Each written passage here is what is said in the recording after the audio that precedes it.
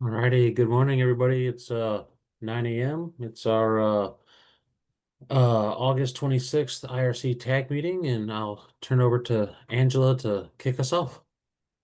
All right, good morning. All right, so we will start with a roll call. Angela helped. Here. Dan Young. Not seen in the room at the moment. Jenny Luke. Here. Thank you. Quinn Tai. Not seen in the room. Ron Perkowicz. Here. Ken Brulette. Not seen in the room. Room. There he is right there. Barry Kurth. Not seen in the room. Josh Mergens. Not seen in the room. Justin Crovalho. I see you unmuted, Justin, but I didn't hear anything. Sorry. Yeah, I hear you now. Thank you. Okay. Mariko Blessing. Here. Thank you. Jonathan Jones. I don't see in the room. Leah Summer. Not seen in the room. Annie O'Rourke. And I'm not seen in the room. So with that roll call, we do have quorum. We've got 6 seats out of the 5 that we needed for quorum. So we have This some is room. Patrick. I'm here. Oh, I'm sorry, Patrick. Didn't call you. I was taking roll call off of the attendees list before we started that, so I'm sorry about that. Patrick, gotcha. But we have 6 seats here represented. Okay, so is there anyone from the public that would like to be recognized?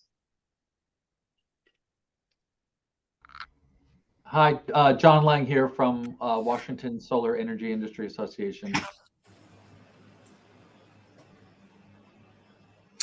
And Elizabeth Torsky with Cascade Natural Gas.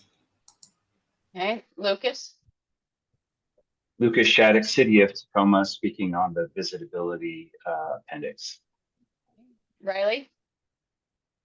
This is Riley with BIW. All right. Is there anyone else? Alyssa. Hi, Alyssa Torres with the South Sound Housing Affordability Partners, speaking on visitability. Okay. Anyone else? All right, so that finishes that. All right, now we'll move on to review and approval of the agenda for today. Would anyone like to make a motion to approve the agenda? So moved. Is there a second? Second. Okay, do we have any discussion? All right, hearing none. All those in favor signify by saying aye. Aye. Aye. All those opposed? All right, that motion passes. All right, now agenda item number 3, review and approval of the minutes from our last meeting. Okay, Dustin has those up on the screen.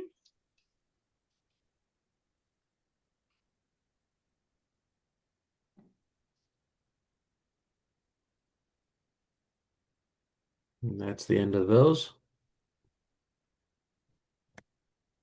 Okay, does anybody have any changes or edits that they want to see to the minutes as shown? Okay. Can I get a motion to approve the minutes as shown?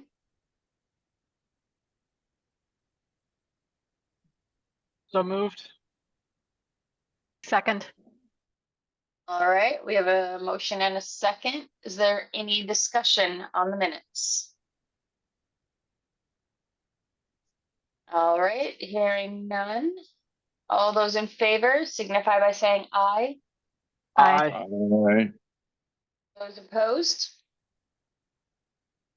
All right, that motion passes. Okay, now we will move on to item number 4 and Dustin. Yeah, so this is I'm going to show the list of our proposals. Yep, there we go. And then I will open them up one by one as we discuss them and make changes to this spreadsheet that I'm trying to bring over to this screen, and my computer's not playing nice. Okay. So all the revisions that I had notes on and expected to receive, we received. Those are listed in the petition revisions column. We only have revision 1 for any of the petitions. We have some of the actions taken by the tag so far. So we have our first readings included in here. Anything with the red columns was withdrawn by the proponent at the meetings indicated. Stuff down here at the bottom are our tag proposals prepared by the tag. And so I have everything that I was expecting for this meeting to run smoothly. And so they are ordered, not specifically right in order with the chapters of the code. Would it work best if we do these in order of the code text, or just run down the list? I'd actually like to hear them kind of in order. Okay, then let me see about, I don't think I'll be able to just switch the stuff around in the list, but I will run through the chapter numbers. And we'll start at chapter 1, and we'll start with Angela, your proposal for 102.2, and then we'll start with the IRC proposal, or the tag proposal for 101.2, which is 24 GP2051. Mariko, you have your hand up? Yeah, I was just wondering if we're expecting people from the public, like the proponents, to pop in, and if they would be expecting it to go in the order that we have here. So they might be like popping in at a different time than maybe we'd be expecting if we did it in a Well, different order. we could, we don't have a huge list of folks in the room here. We sent out notice to proponents that we were going to be attempting to take final action on all the proposals today. We could entertain hitting proposals that we have folks in the room for now, if that way they don't have to wait around for us to get there. I think she was more concerned with people aren't here because they might be expecting it to be later in the meeting. But I mean, I guess I'm good either way. I Yeah. just like to hear things as they fall in the code, but that could just be me. Okay. Lucas? Yeah, I'm sorry to butt in. I don't know if it's appropriate, but yeah, the public comment, I think, on visitability is only going to be available early on in the meeting was the plan. My availability is only early on in this meeting as well to answer any questions the tag might have about it. Right. Okay. Then let's just go in the order of the list. It's fine. Okay. So we'll start with Ken's proposal, Ken Brulette proposal for section R330.1 energy storage systems. And we have I'm not going to open up that. I want to open up the Word document. This is 023 revision 1. All right, Ken, you are here, and I'll yield the floor to you for the moment. Okay, thanks. So the last meeting, I had shared a document that had just some items highlighted in blue that were some changes, and so I removed the blue. The changes were adding in the UL in the beginning of the reference sections that they were going to get changed, and then just cleaned up the explanation down below that talked about the future of 855, but now since you can purchase the new edition of 855, that was cleaned up. But we discussed everything that was in here the last meeting, and so I just removed all of the blue stuff, and in the reference standards under NFPA 70-23, just got the correct references in there. The UL 9540 2023, just got the right reference in there. And I'm just trying to scroll along if there was anything else that was not discussed at the last meeting. I think it was all discussed. I cleaned up any references that were wrong. But yeah, it's the same. It's the same proposal that we saw before. Just doesn't have the blue stuff in there. Dustin did everything he could to try to keep up making the changes on the document, but I ended up just resubmitting a document that was cleaned up. Appreciate that. So I don't know if anybody has any other questions again on it.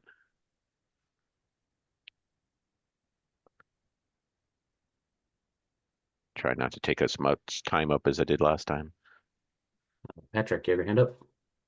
Yeah, I have a question for Dustin. I looked at the proposal list at like 4:55 p.m. yesterday and read through stuff. Mm-hmm. And at that time there was a handful of revisions that weren't, or a few revisions that weren't posted yet. Mm-hmm.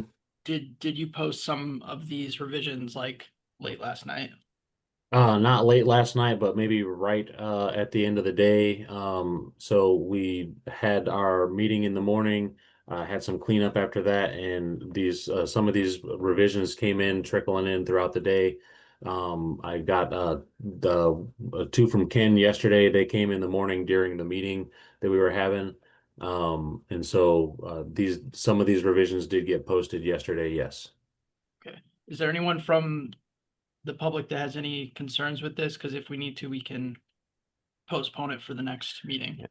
And I just want to make sure everyone understands the only change was in the revision was just an editorial change. It was just clarifying numbers, but it wasn't any of a substance change with new requirements. Yeah, I'm fine with it. I just want to make sure that if Yeah. somebody review it beforehand, that they have any concerns, that we can put it to the next meeting if we need to. But thank you.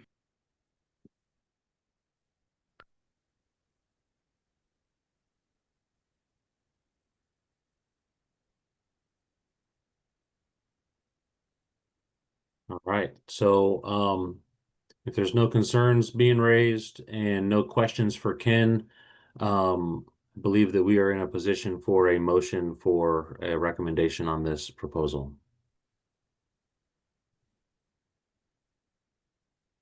I'll move to approve. Seconded. Okay, we have a motion to approve and a second. Do we have any further discussion?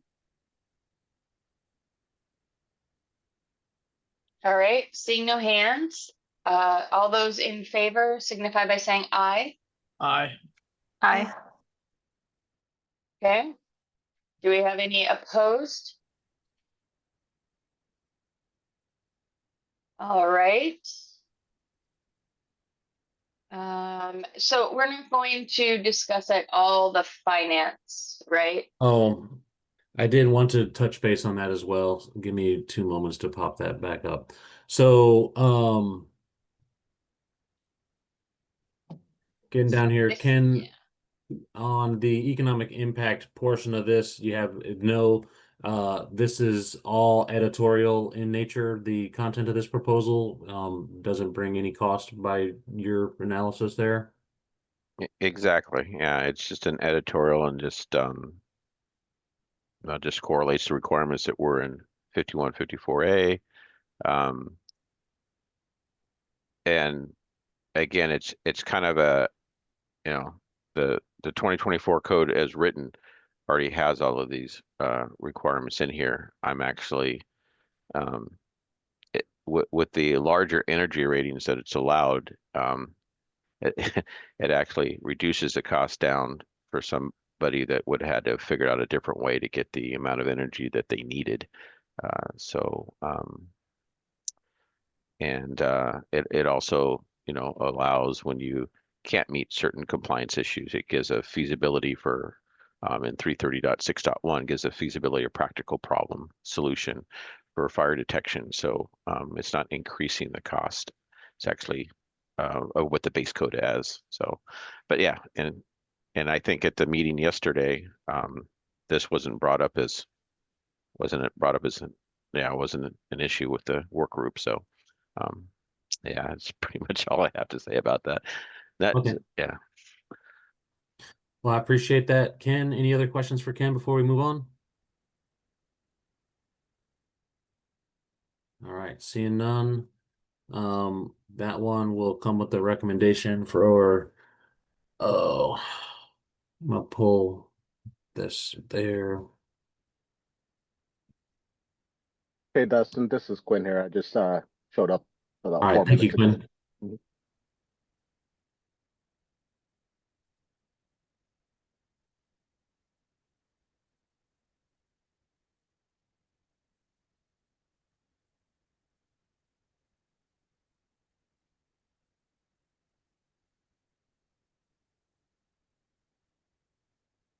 All right, that brings us to the WABO proposal from Julius Carrion on chapters 5 and 6 for cutting, notching, and boring of dimensional wood framing. We have a revision in from him on this one. This one, don't want to click those, I'm sorry.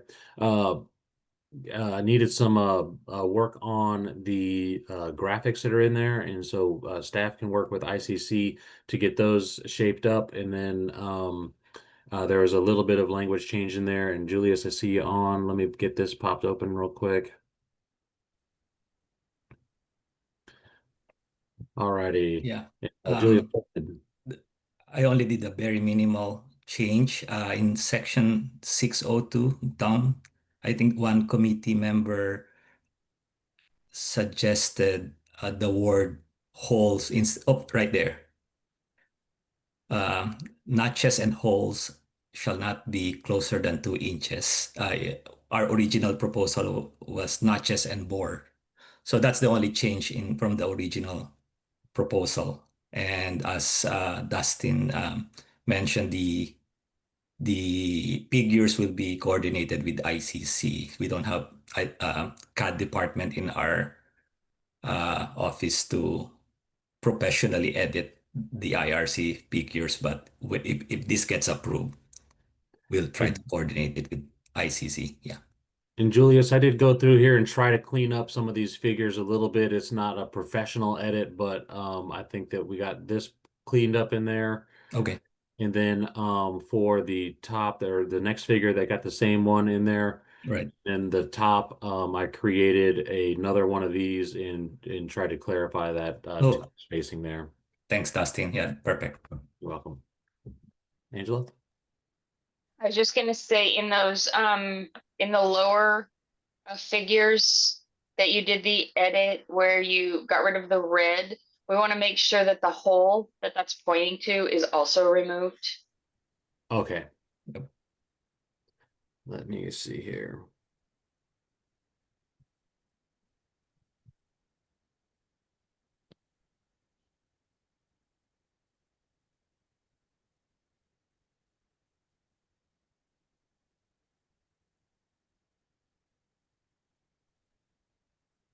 Okay. So on that one, let me see if there's a interesting draw tool. We'll just highlight that as well.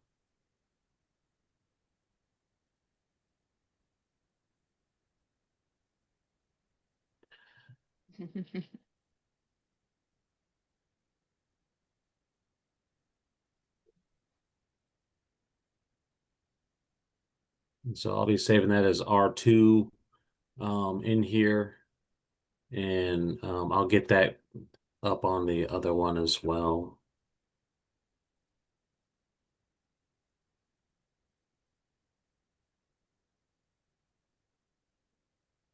Okay. All right. So with those changes, do we have any questions for Julius?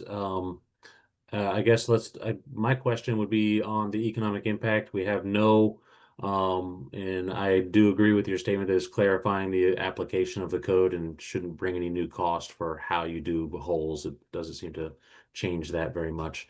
Any questions for Julius?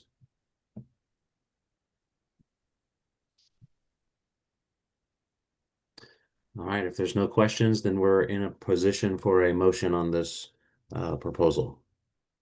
All right, does anybody want to make a motion on this proposal?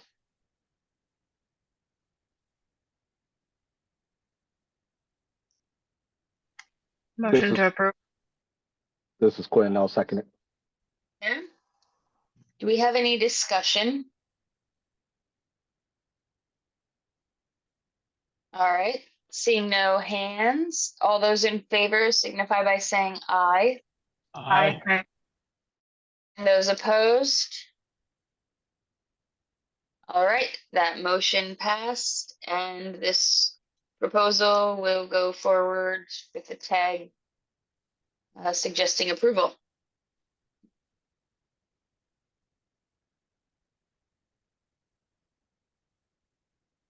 Right, we are now to the appendix on visitability. This is 24 GP2 025 revision 1. And Lucas, have you here in the room, and so I will turn it over to you. Yeah, thanks, Dustin, and thanks to the tag for letting me move up in the agenda today so we can get through this and have some public comment on it. I wasn't at the last presentation for the tag. I had Chris Seaman, our building official at the city of Tacoma, fill in for me, so I'm sure he did a great job. So I'm going to be just brief with a couple points of information that I would like the tag to have.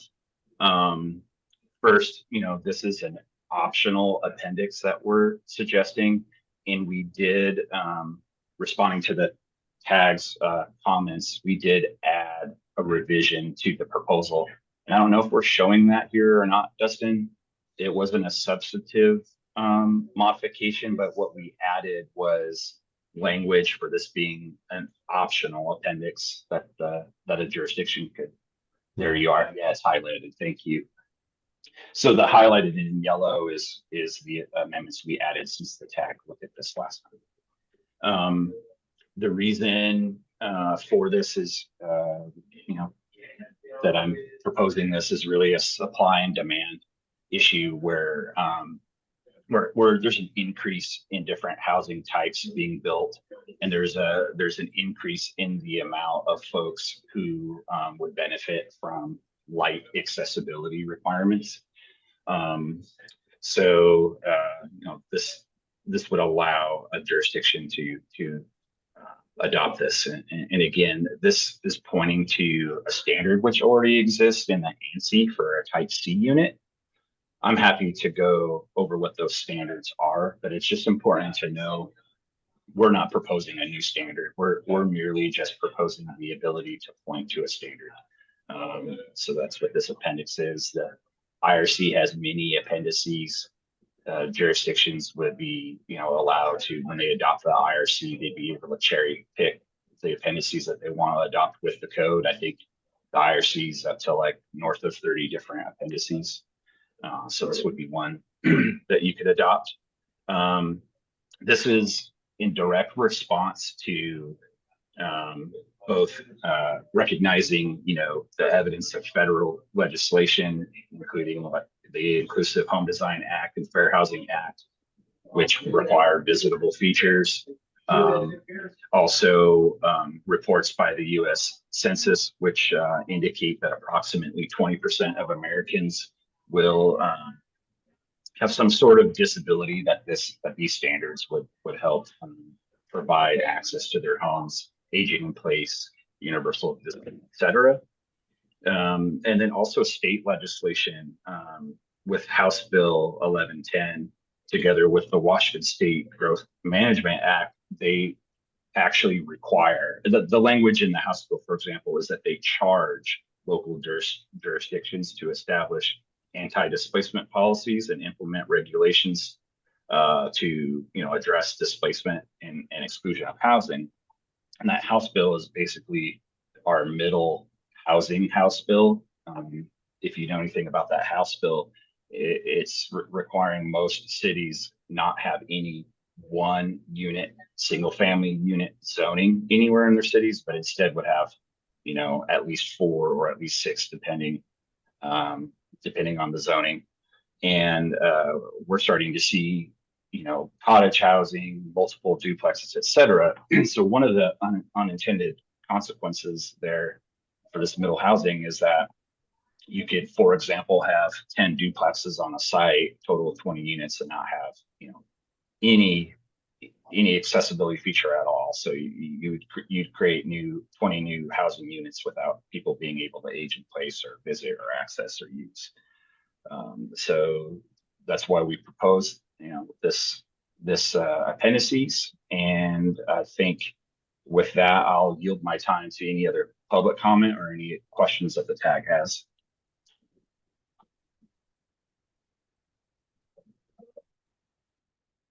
Angela? So I'm reading both this and the ANSI. So there's no exceptions to this, except if there are accessible A or B units.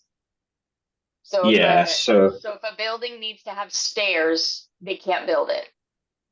the best way to say this, yes, is to say there would be no steps along the vertical differential between the A entrance to the unit which you would choose for visitability. And it's not called a site arrival point, but the way, if you read it, that pathway can be either from the right of way, the driveway, the garage, or parking space to the entrance. So all you're doing is eliminating a step along that route.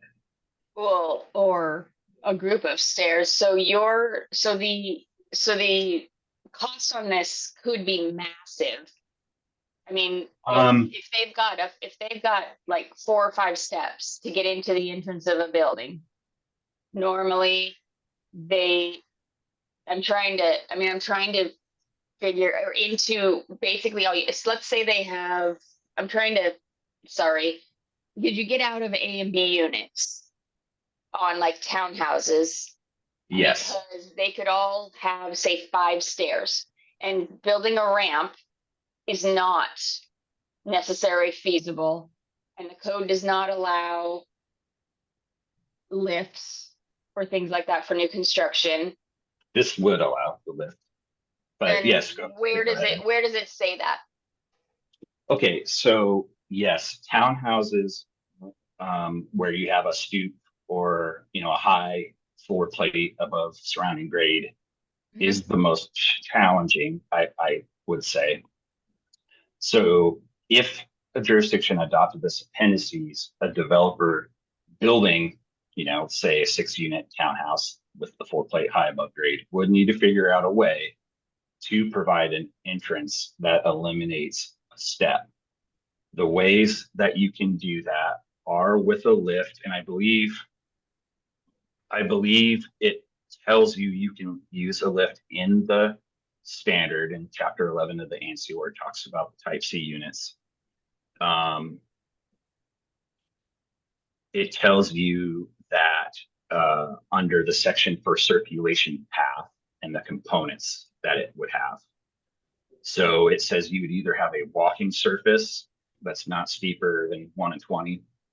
You could have ramps, elevators, or platform lifts. It's listed among the things you could have. Okay. But so what the developer would need to figure out, well, before I say that, let me elaborate a little further on ramp. None of this is true accessibility. So where it says you could do a ramp is only in the generic sense of a ramp. It's not an accessibility nor ADA ramp, if you will, with all the standards of a ramp.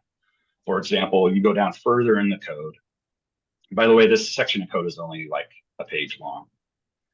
If you go under ramps, it says you don't have to do handrails, intermediate landings, or edge protection on the ramp if your sloped circulation path, being 36 inches wide, has 10 inches beyond either side of the ramp where there's no fall off.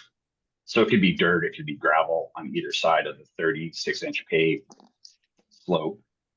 And that's all you would have. You'd have no handrails, no guardrails, no anything else. It essentially wouldn't look like a ramp at all. It wouldn't meet the definition of a ramp at all. It'd be very light. But that But- would only apply if you had like one stair. I mean, if you Well- had 3 stairs going in, you're gonna have more than a 10-inch drop. Yeah, so what a builder then would have to figure out is an entrance. Doesn't have to be the main entrance, but an entrance of that townhouse unit. You need to get there from a parking space on the site.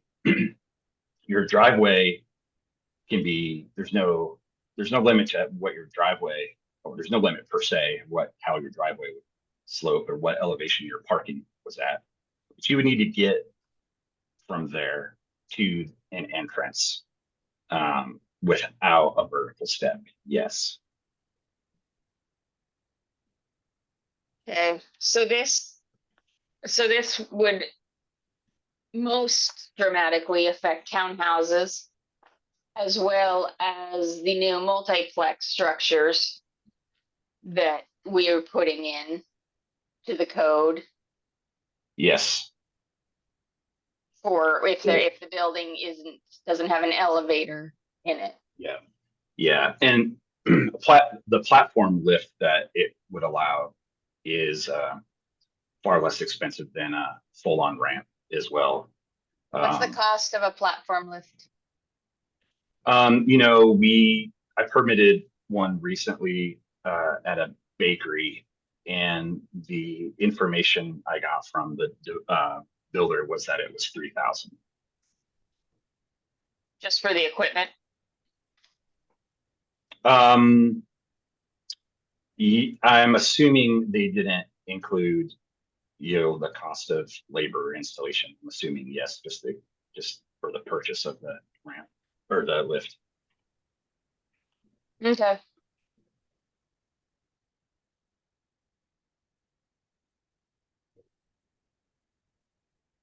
So for that scenario, that is the most difficult scenario to figure out. But for any building or dwelling, so your visible unit could be, you could pick any of the units on the site.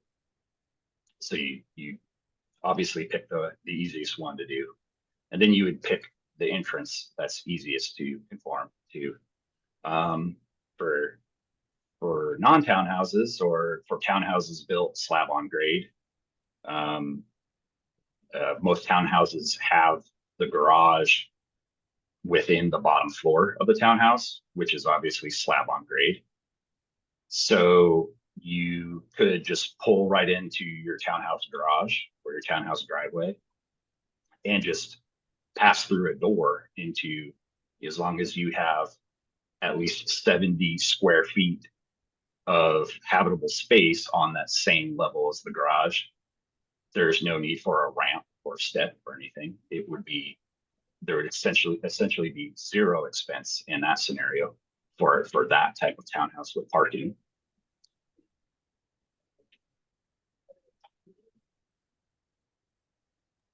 Sorry, one last thing, and this would apply to if you had 3 single-family houses. So as soon as you have a 3 main units, house yeah. and 2 ADUs, then one of these has to meet the visibility.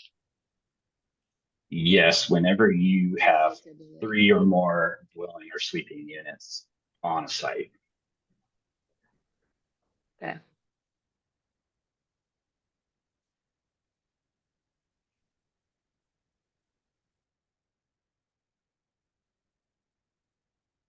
Any other questions for Lucas?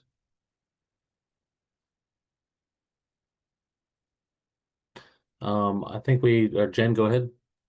Sorry, so were you saying that then a townhouse where, they've got that garage on that grade level, somebody can just pull in, there'd be no additional cost for them?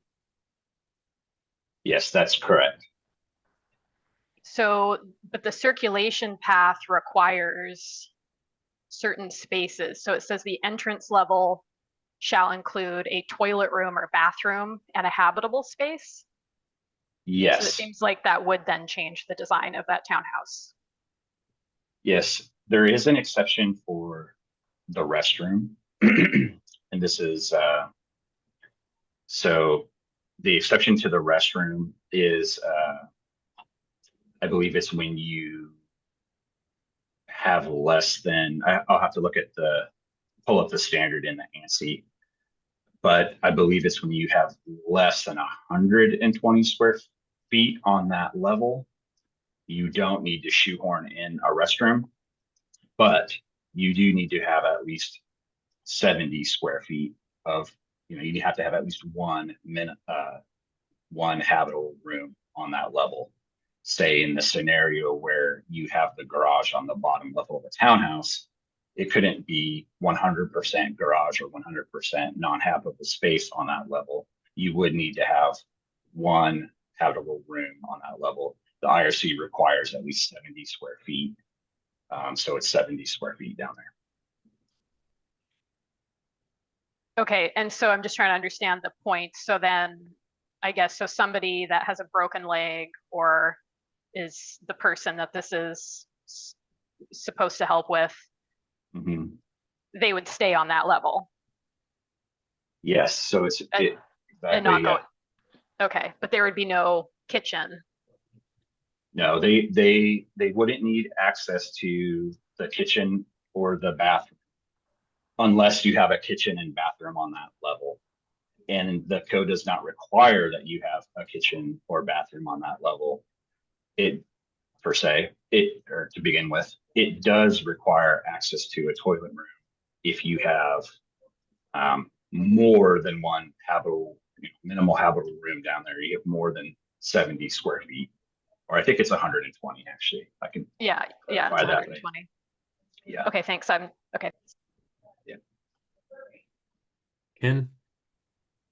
So the link that's provided on the proposal goes to a 2009 or January 2013 version of the standard. Is that the most updated standard? I'm not familiar with this one. Oh, it's the ANSI, the active ANSI is the 2017 ANSI, I believe. So if it doesn't point to the 2017 version of the ANSI. It does not. It just points to 2009 ICC A117.1. Yeah. And I guess my second question isn't if it's, I understand this type C units, which is in section 1005 of the link document I'm looking at. Would it not be better just to reprint what the requirements are in this annex so they're not jumping? Because if it's just a short amount, why not just move that language into the annex so people aren't jumping back and forth if it's not much?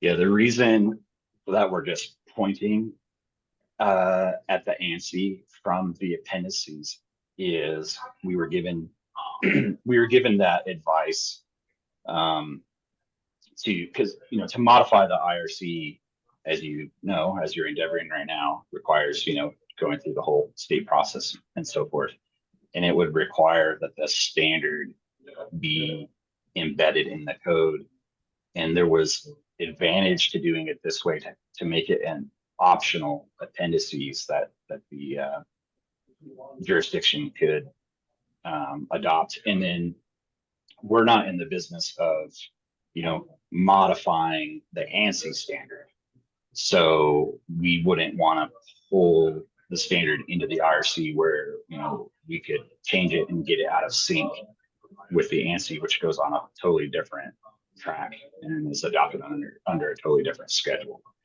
But that was the advice given anyway by the state building code council when we talked very early on. And it's just we've inherited we've implemented some of the advice we got from the IBC tag as well, because we have the same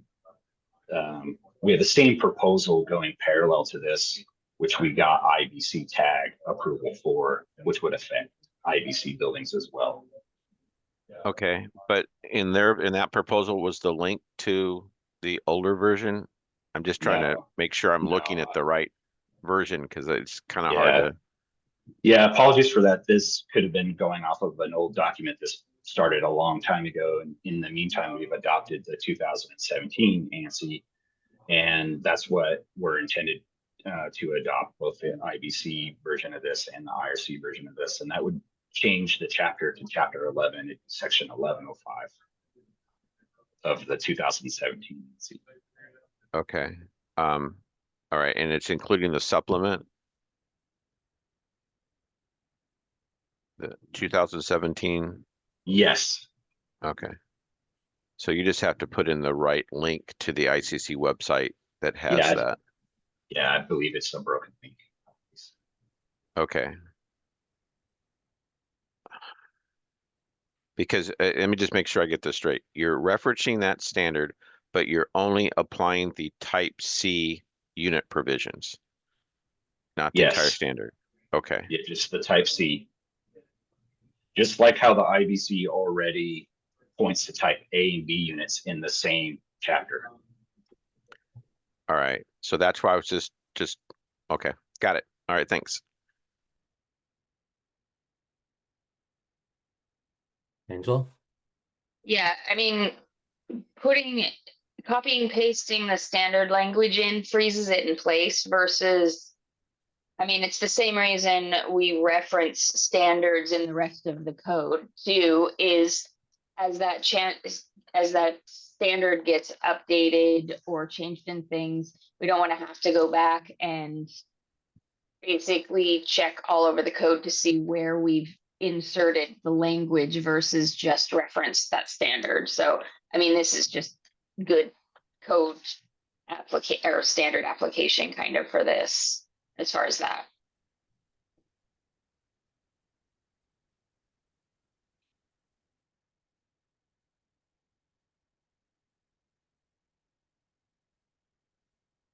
Alyssa? Hi, good morning. My name is Alyssa Torres. I am with Pierce County. I'm a program specialist for the South Sound Housing Affordability Partners. We're multi-governmental collaboration between 15 cities in Pierce County. I wanted to give a public comment in support of the visitability standards here. As we know that, Pierce County specifically is expecting to see a rise in the population age 60 and older, increase from 22% in 2020 to 29% in 2050. So this is a really great kind of step in the right direction to help our residents get more access to accessible units. We're in support and hope to see this move forward to help our residents find more affordable and accessible housing. Thank you, Alyssa. Patrick? Yeah, I'll make a motion and I'll speak to it. I'm gonna move to disapprove.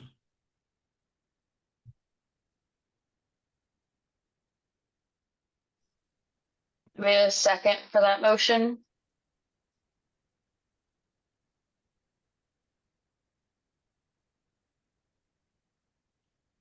Okay. I don't hear a second for that motion. So that dies. Is that correct, Dustin? Correct. All right. Do we have another motion? This is Quinn here. I'll make a motion to approve, and I can give a couple reasons if I get a second. Okay, do I have a second?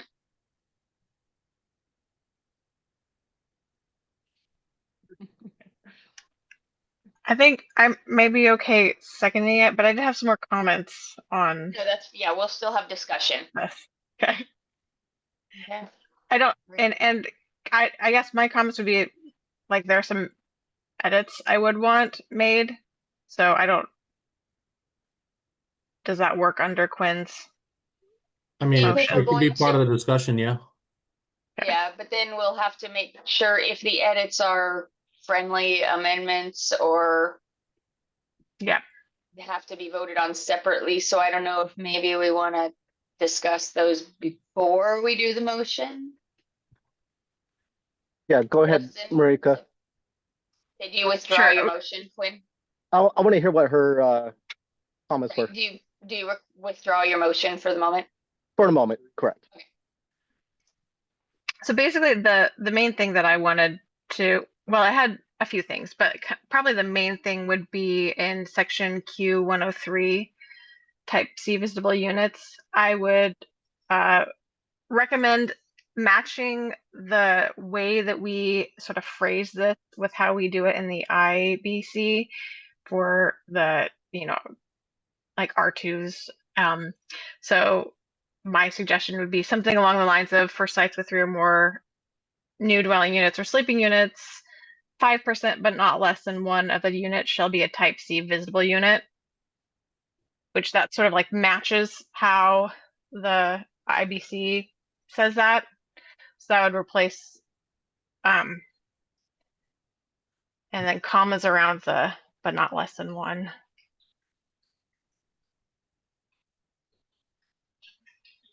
I'm sorry. And after 5%, and then comma after the 1 like you have it. Yeah. Of the units, we've already said sleeping and dwelling, so we don't need to say it again. Of the new, and we've already said new. Of the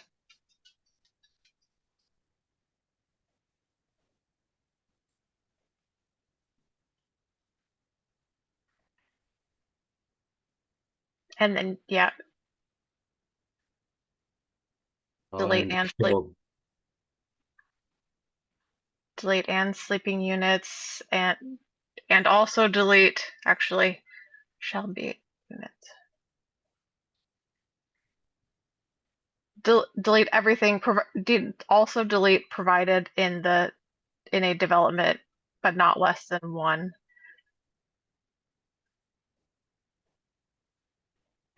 And then it would say shall be a type C visitable unit. So that shall be a. And delete shall be provided at the end of the sentence. So this, like I said, this is matching the way that it's phrased in the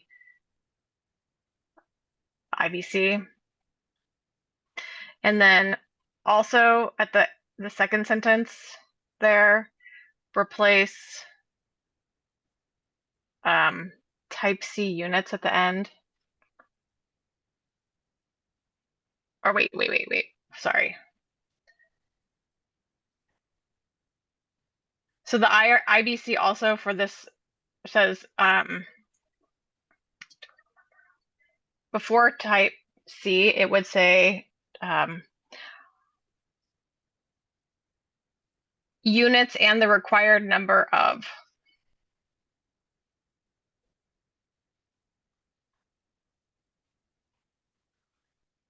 So I know it's kind of like wordy. That part's a little bit more wordy, but that again matches the language that we're using in the IBC.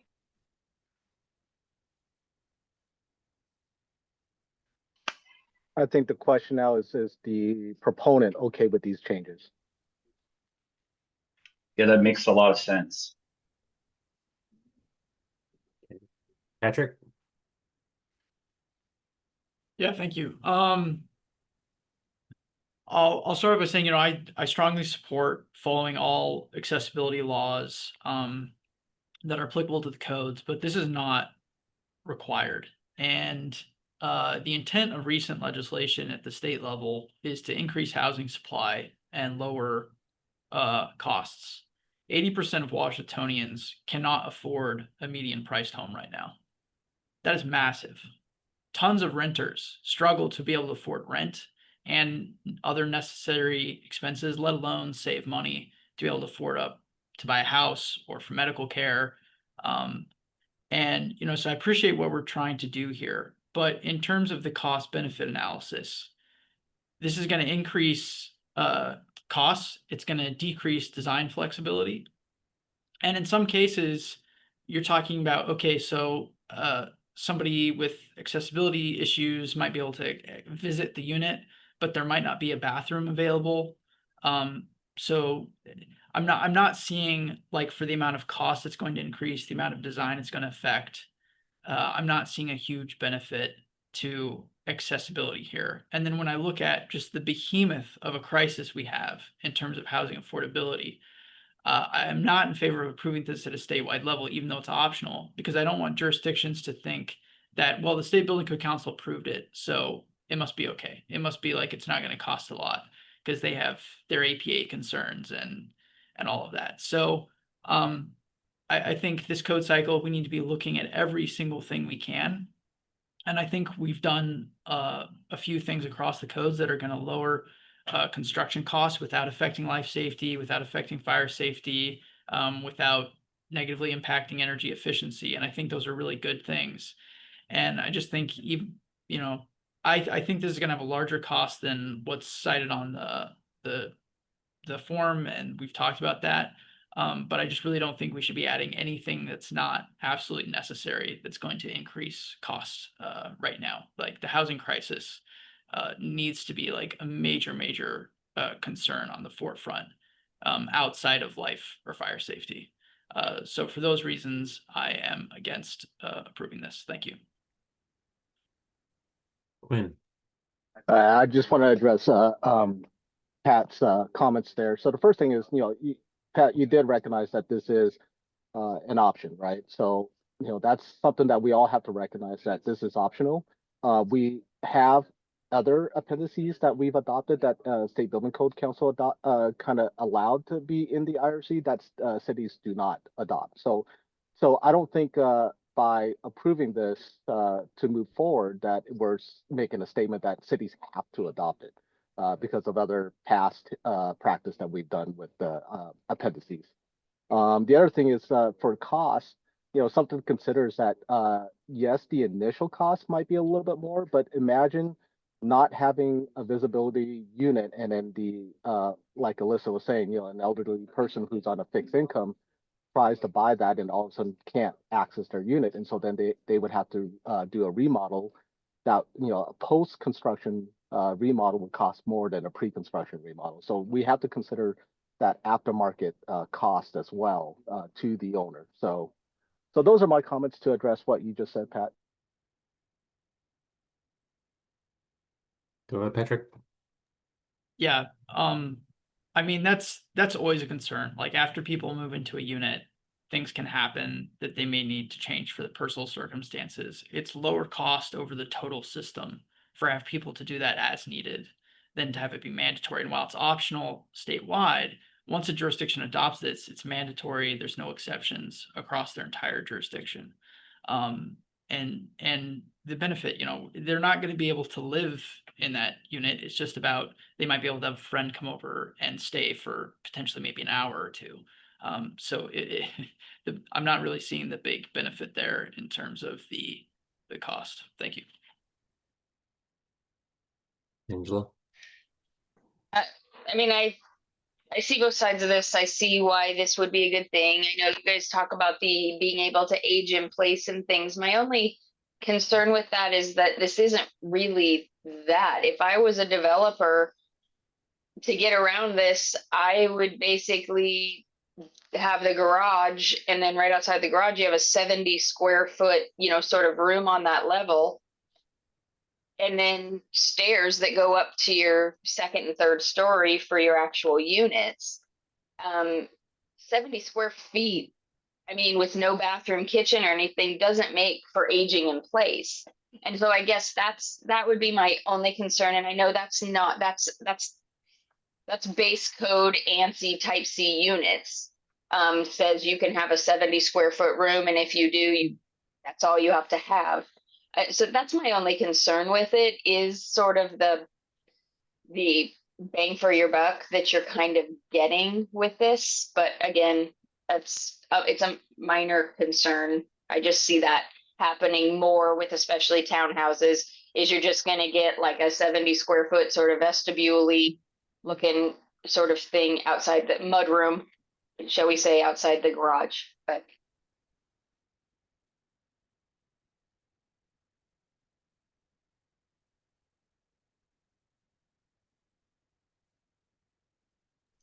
is there any other discussion, Jen?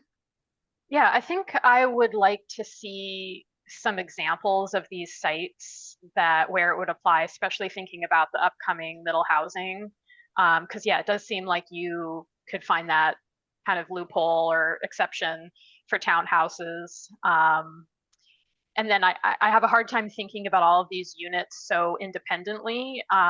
You know, accessibility as a whole, I think needs to be more holistic. And there are ways that you can get out of providing accessible units under the IBC, depending on how it's constructed, that I think was not really a defined path, but is truly a loophole that needs to be closed. And then, so I guess I'm just feeling very unconvinced, and I'm not really sure how to vote. If I'm not a yes, I guess I have to vote no, but I'm just sort of unconvinced, and we kind of want to see some of the impact.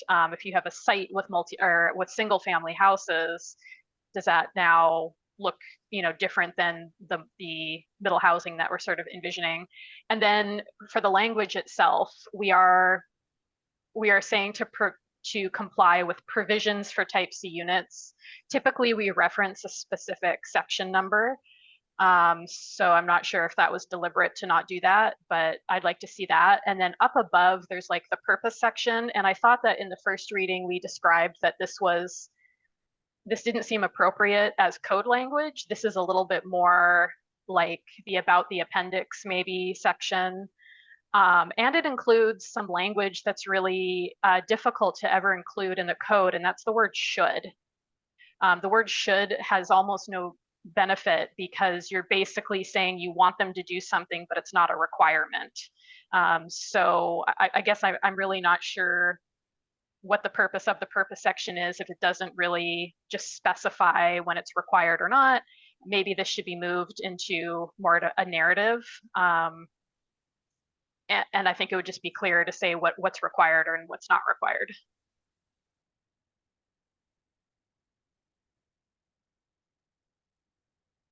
Quinn? Yeah, so speaking on the comment about, loopholes, I mean, that's currently what it is right now without this appendix.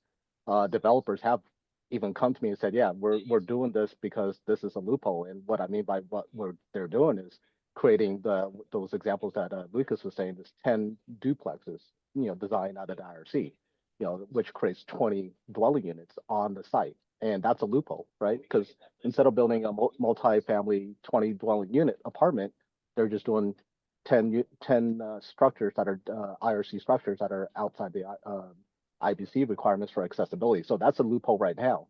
So I think there's a ton of loopholes in both IRC and IBC. So that leads me to my last comment that we shouldn't let perfection be the enemy of good enough, right? I mean, we need to start progressing forward because if we don't, then we're looking at waiting another 3 to 4 years, and then in those 3 to 4 years, nothing will be provided for these aging people needing homes. So, anyways, thanks.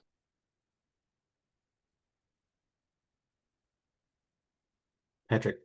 I'll also add from a policy perspective, even though jurisdictions wouldn't be able to require this in code, they can create all kinds of policy incentives for this to be added, and they can also do direct expenditures or tax expenditures to provide this. So even though they can't require it in code, that doesn't mean that they can that they don't have access to a litany of other mechanisms and tools to probably even accomplish something better than what this would do.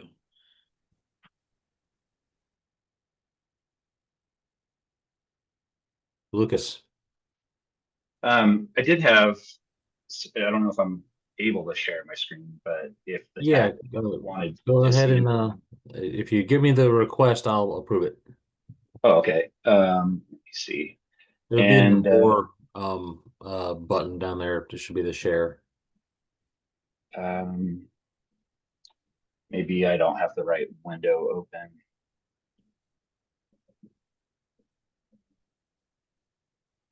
I'm not seeing it anywhere.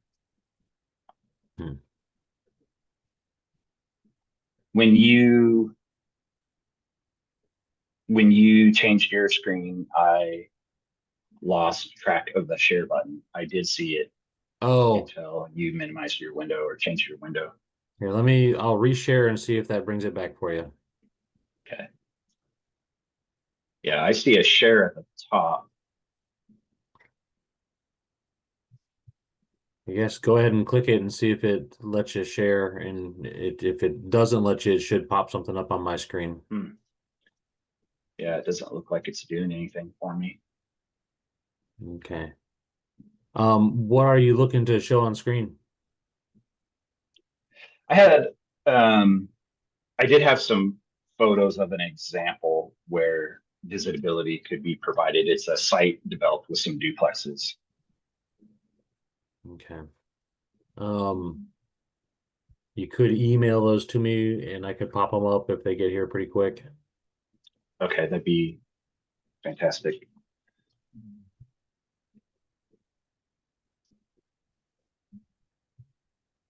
And do you have my contact email? Yeah, I'm sending it now.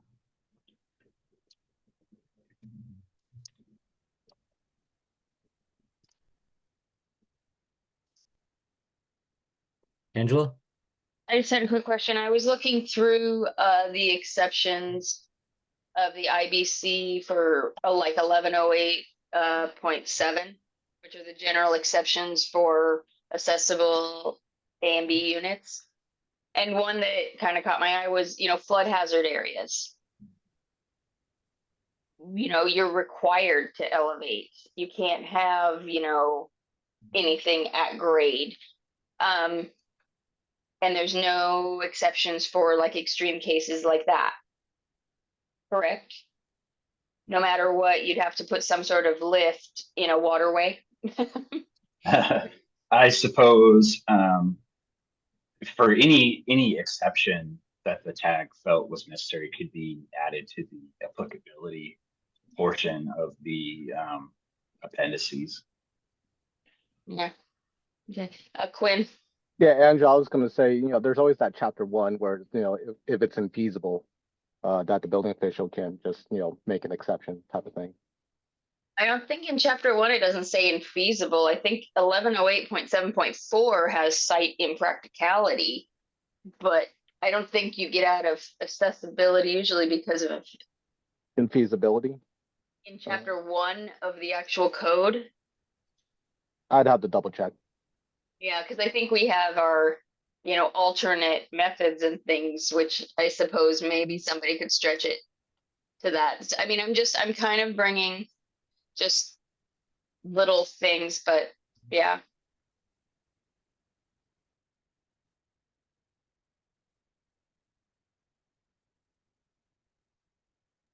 Like I said, these are the ones at the bottom. Yeah, and there's a few more photos that you'd be able to scroll. But you see here, I think this is 4 duplexes on a site, and from the street you got some steps, which is actually fine. You can still provide a visible unit on the site because your circulation path can be from the parking or driveway, the back. So if you scroll down, I think there's some photos taken from the back alley where there's some parking. That's just a closer view of the front. But here, yeah, here's a view. Here's a view that garbage can straight ahead is from the alley. And then there'd be another photo taken from the other direction. But you can see that it would not have been, this is a perfect photo if you just look at that first unit to the left. We talked a lot about the worst case scenario, the most difficult, the most perhaps expensive, but I'm a plans examiner with the city of Tacoma. I've been a plans examiner with the city of Tacoma for 20 years. And I literally review thousands of units, residential units a year, in the thousands. And most units, most sites get developed like this with 8 units on the site with no accessibility feature at all. And all they would need to have done to comply with the type C unit is to eliminate that one raised landing at the door. They could have sloped the walkway to marry up with that. In most cases, and this is just, I apologize that this is just merely anecdotal taken from a plan examiner have been doing this for a while, but most sites, most buildings, most units are going to be very simple to comply with this standard. And most of them will have restrooms and kitchen areas on the ground floor of the visible unit that the developer is going to select in it, and you will actually get a lot of bang for the buck. It's a very cost-effective way to get someone, the elderly or someone with a permanent or temporary mobility issue, for getting into their unit or visiting.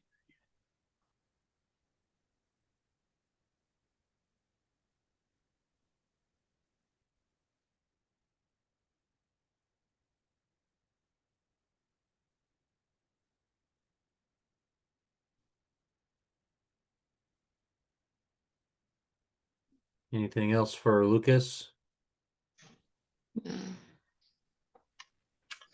Yeah, I would be interested in knowing about other jurisdictions that have adopted type C units, or whether optional or not. I tried to do a online search and it looks like Chicago requires them, but I couldn't find in my quick divided attention search, couldn't find any others.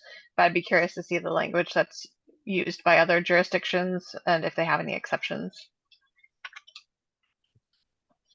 I found some in my own benchmarking. You pull that up. So, Portland does. They passed an ordinance, and they're required even at single family and duplex level. But and then I've got Portland, New York, Atlanta, Georgia, Toledo, Ohio, San Antonio. I've got various jurisdictions across the country. Many of those examples, though, the way they get to the requirement is not necessarily on every development that those that receive like government funds, for example, or get any kind of tax break or any kind of thing like that. They would do it. There was a very, I don't know if you want to look up on your own time or I could bring it up, but there was a very interesting testimonial by so Pima County, I think that's maybe out in Arizona, adopted these standards. It's a 0-step standard is what they called it, and they had over 21,000 homes since they adopted that standard be built, and there was a lot of good feedback and testimonial, explaining the benefits of it. It's from Pima County. Anyhow, if you would like me to furnish any of that information to you at any time, I could, because I did do some benchmarking.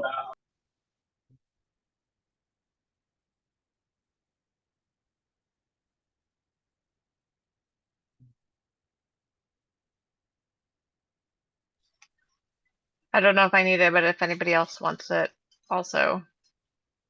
And then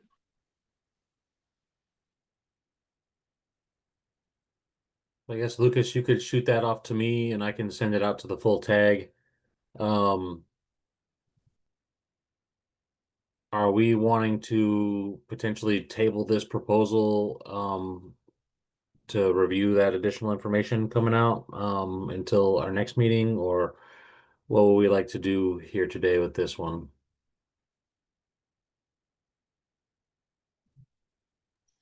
I'd like. Oh, sorry. I was going to say, yeah, I think I'd like more information. I'd like a little more time on this. And maybe have Lucas send out what he has. It's like in a real quick, after you said Portland, I did a quick search and stuff. And so like they've got exemptions for lots that have a slope of 20% or more, or the elevation rises more than 3 feet between the street and the front yard setback, things like that. So, I mean, I'd like to look into that more, just because the fact that there are no exceptions on this, I think, is harsh.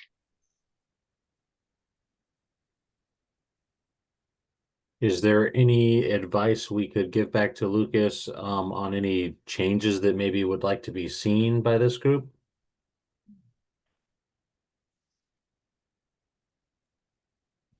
Marco? I agree with Jen about having the purpose be the user note. You know, some of our other appendices have a user note that says about this appendix and has like some more descriptive information. And I think that would be better. I don't know who writes those user notes, but I feel like that would be better. And then the scope should be 101.1. We should start there.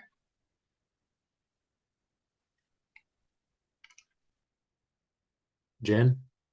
Yeah, is the goal, I know it's called a visitable unit. Is the goal more visitable or about aging in place? Because I think that that could influence the exceptions, because like the commentary for type C units is about, you know, people using mobility devices or who have difficulty climbing stairs are able to continue to live in their own homes, you know, or visit the homes of others.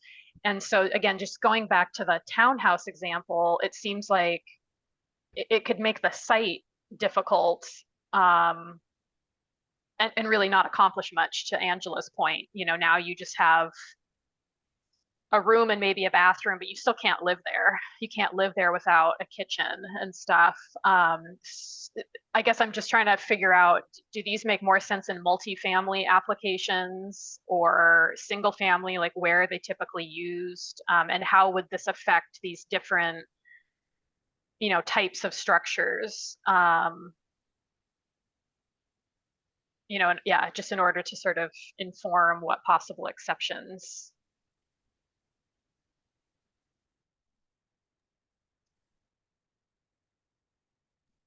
Angela? Yeah, I think, I'd like to see some proposed sort of exceptions to this for, you know, things like that.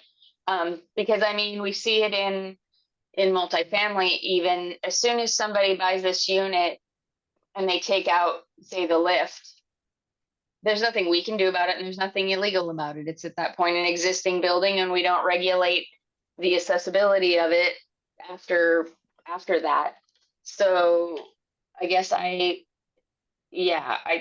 just I'd like to see some common sense sort of exceptions for this. Quinn? I guess my main question is how much time do we have? Because my concern right now is that most of us know there's that multiplex tag based on that legislation, right? So if that gets passed and we don't adopt something like this, then that means the 2024 code will have a 6 dwelling unit structure with no accessibility requirement. So I guess that's going to be my main concern. So how much time do we have for Lucas to be able to fix this? Because I do generally agree with Angela that there should be some exceptions. And that's fine. But I'm also okay with what the current language is. But again, it's mostly my concern about that multiplex legislation. Gotcha. So as far as time for this group to complete our review of the proposals, it's my hope that we can finish, hopefully by Tuesday next week, potentially Thursday next week. But beyond that, we're going to start running up against some hard places as far as meeting the October 1 filing deadline that we're trying to abide by. So hopefully by the end of next week, if that's what's needed to bring back some new language on this one. Go ahead, Patrick.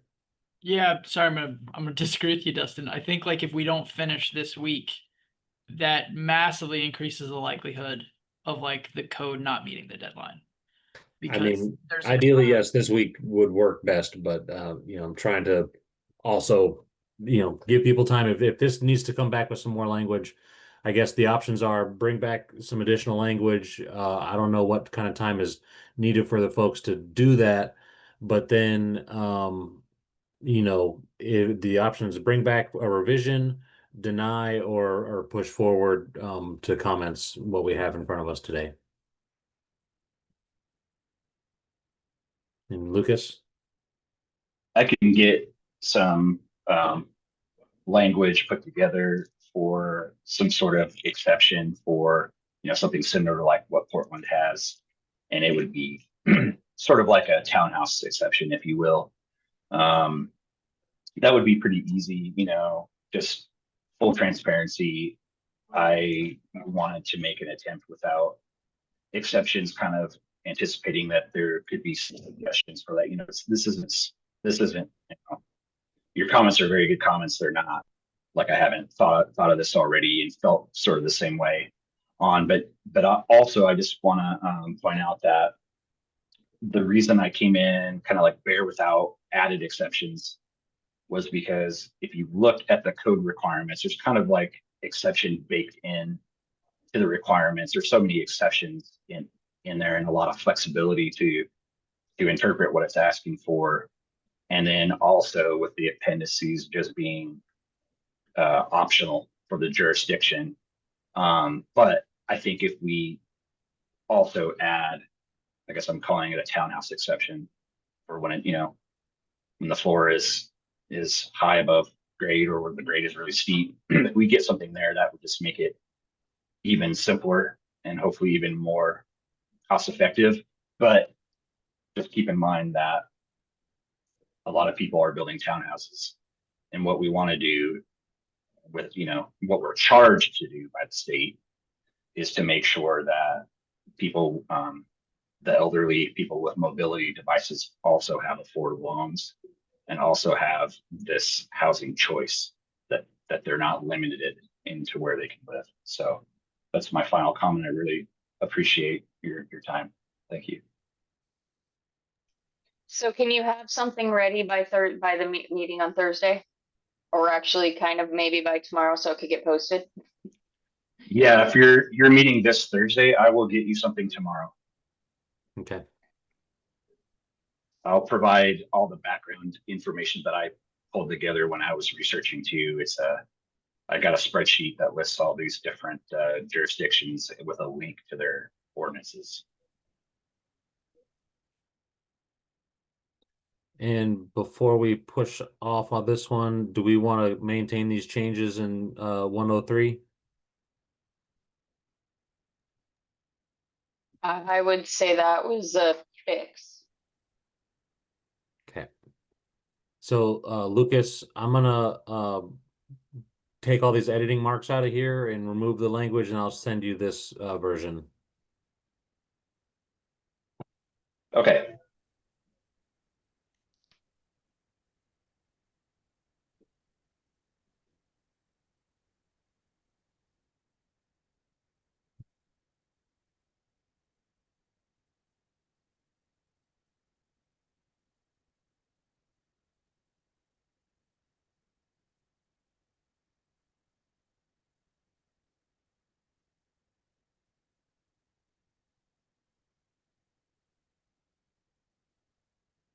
Okay. Do we want to have a motion on this one to table it till next meeting? Yeah, I'll make that motion. Okay. Second. Okay. We have a motion and a second. Is there, Lucas, you have your hand up. Do you still have? Okay. So is there any other discussion right now on the motion to table? All right, seeing no hands. All those in favor signify by saying aye. Aye. All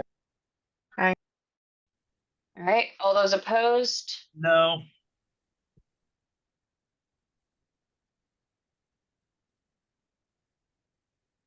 All right, Well, that me as motion. put me down as a no also. Okay, do we need to do a voice? Yeah, let's do a roll call vote. 1 second here. Jenny, look. Sorry, what are we We're doing? gonna do a roll call vote on that motion to table till next meeting. The motion table. Okay. I was an aye. Okay. Patrick Hanks, No. Ron Perkowicz, No. Josh Mergens is not here. Justin Carvalho, Aye. Mariko Blessing, Aye. Jonathan Jones. Aye. The motion carries 4-2. All right, so that one has been tabled and we will revisit it on Thursday's meeting. All right. So moving on to adult family homes.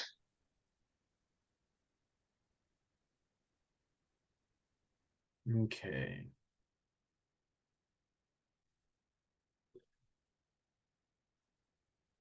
Let me pop that.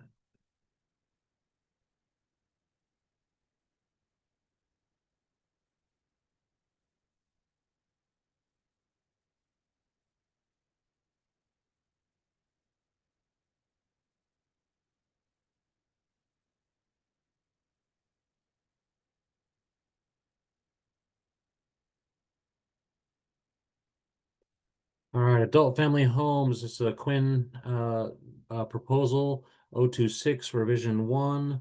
Popping that open.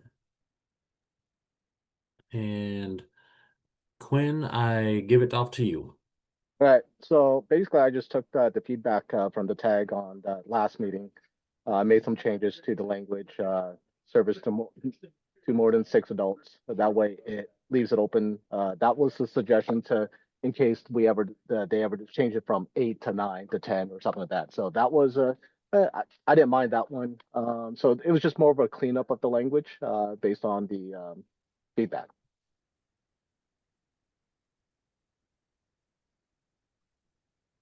Any comments or questions for Quinn?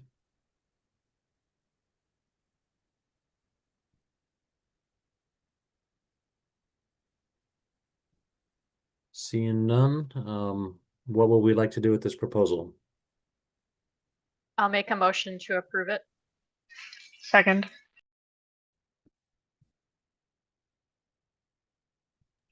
Okay. Do we have any discussion on this? All right, seeing no hands, all those in favor of the motion, please signify by saying aye. Aye. Aye. Anyone else? All Surely we right, have more so than 2 people voting on that, right? yeah, that's kind of what I was waiting for, was I heard 2 people. And nobody else unmuting. Can we try that again? All in favor, please signify by saying aye. Aye. Aye. Aye. All right, well, we got 3 on that one. All those opposed? All right, that motion passes. Okay. All right.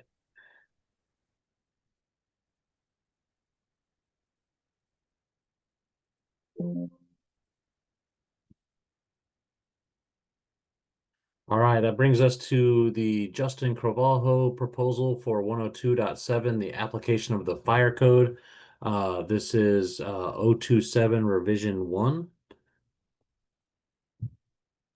Quinn, you have your hand up? Yeah, Dustin, I have to step away. I have a customer that's been waiting for like 30 minutes on me. So. Okay, gotcha. We are still good with quorum while Quinn's away. Quinn, just let us know when you're back. You are the alternate for your slot too, so we're good. Yeah. All right, awesome. Thank you.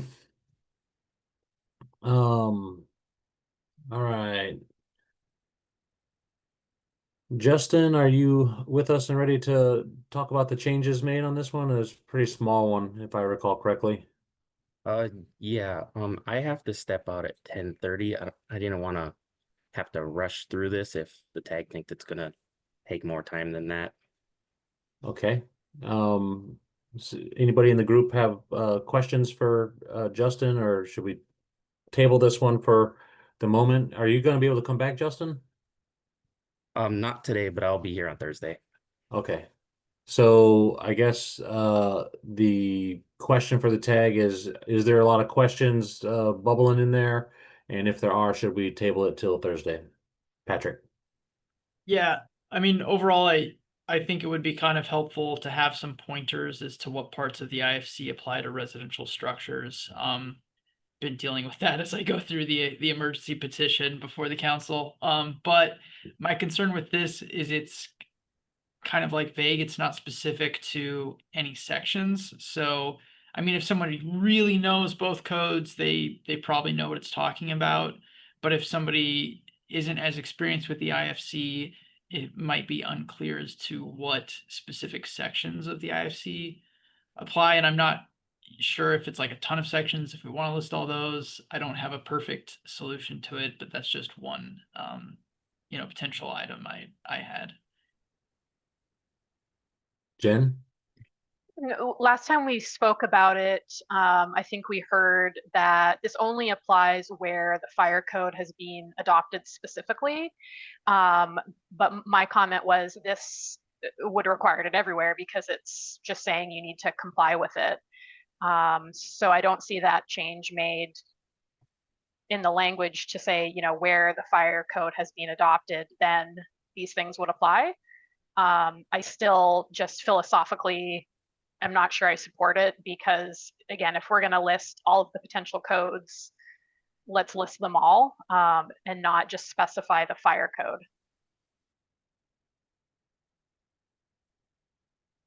Angela? Did we get a revision on this? Yes. Is this- And it added these words right here. Okay, shall apply for this, but okay. Okay, thanks.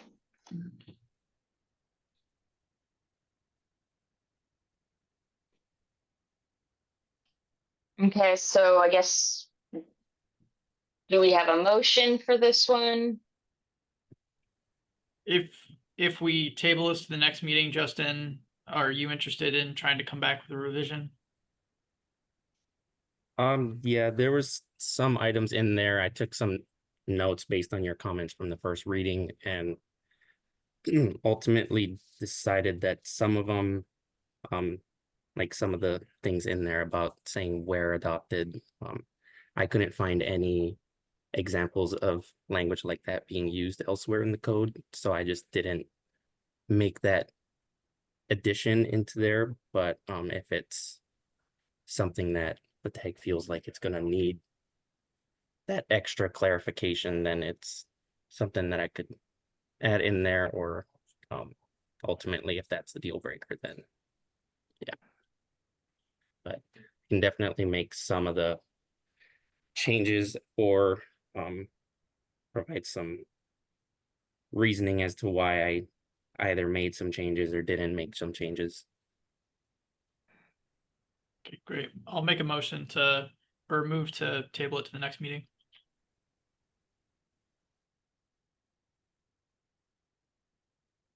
Do we have a second?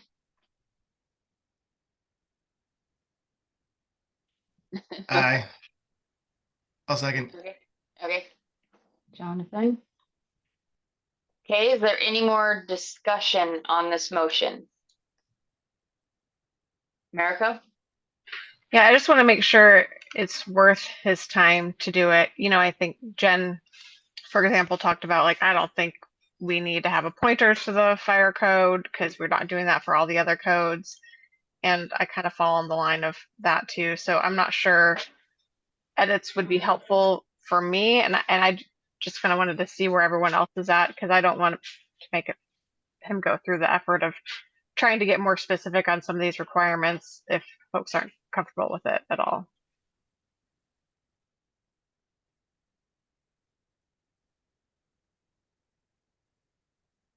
Okay.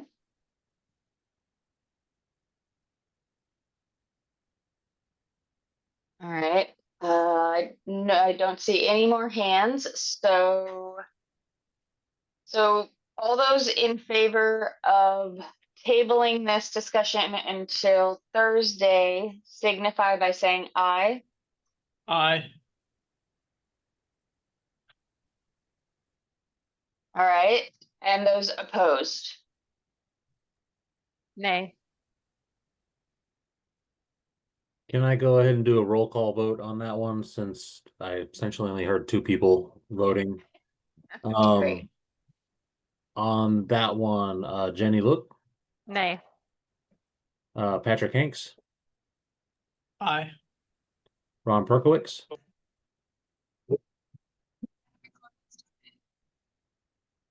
Ron, I didn't hear your vote. What was that? Aye. Aye, thank you.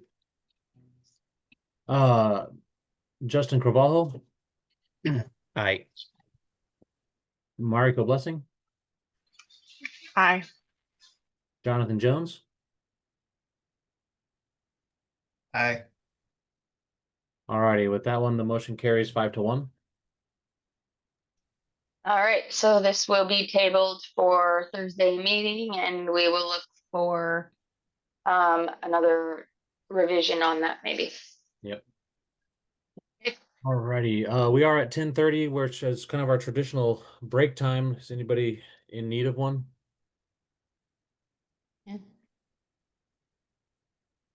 Yeah. All right, let's take a 10-minute break. If that works for everybody. Back at 10:41. Okay.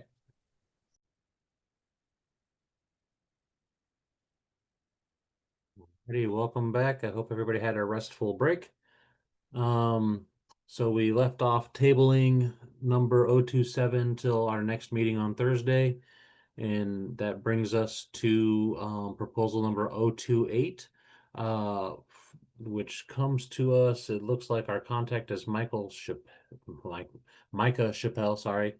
And this one's on minimum room size. So at our first reading on this one, we didn't ask for any revisions back, and I'm not seeing Micah in the room to discuss. And so here is what we have on this proposal so far.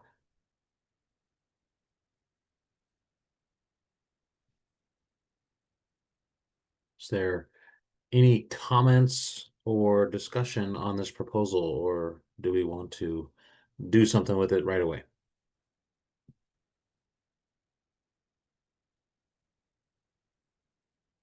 Quinn. I think Micah did a good job explaining to us this proposal at the first reading. So with that, and with the flexibility this would allow. So with that said, I would probably make a motion that we push this forward. All right.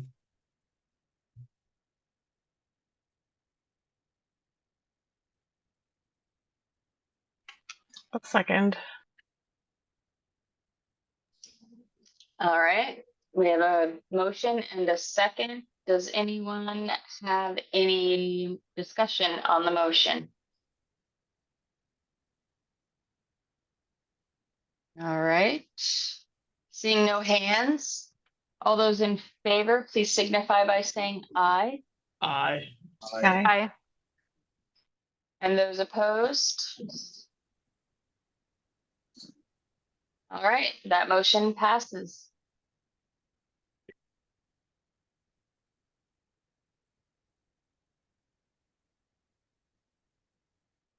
That takes us to Angela, your proposal on section 102.2 for adult family homes scoping clarification. This is number 029.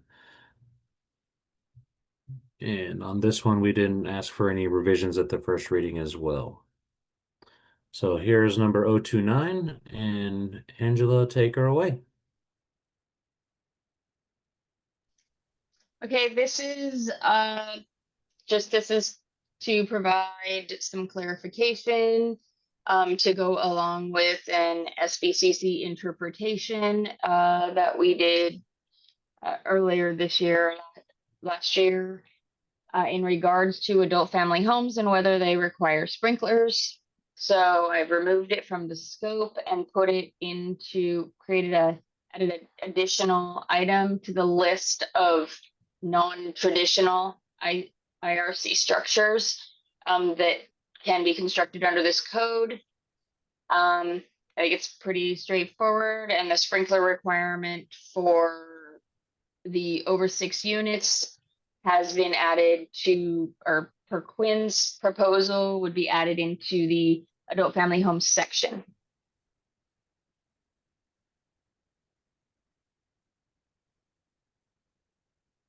One extremely minor edit. There's just a space missing between one and.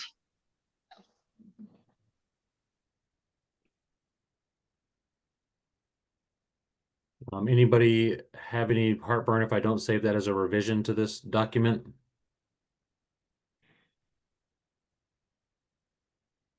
Okay, not seeing any. I'm just going to save that as is. Okay, so what would we like to do with this proposal? I'll make a motion to approve it. Second.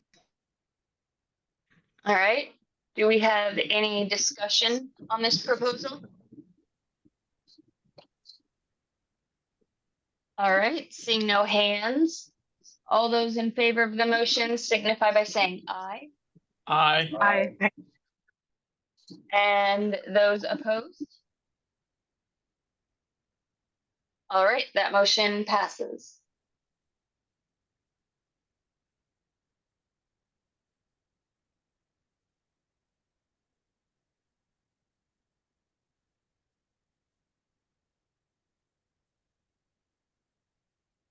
All right.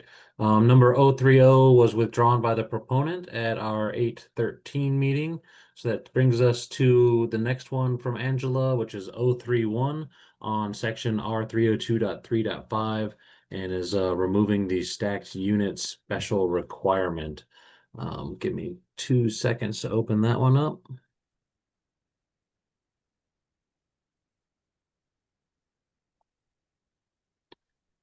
Alrighty, I know we didn't ask for any revisions on this one after the first reading, and so here we are. I'll move to approve. Go ahead, what? I'll move to approve.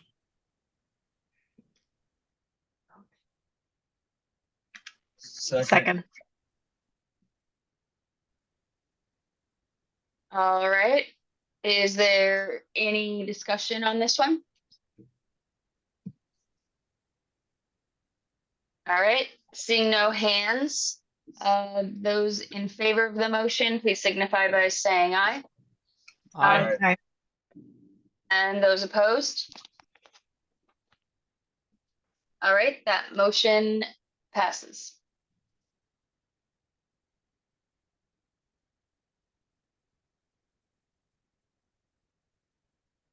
All right, the next one, 24 GP2032, is also from Angela on R302.3.5. This is accessory dwelling unit within existing two-family dwellings. 032 opening up now. We didn't ask for any revisions on this one either.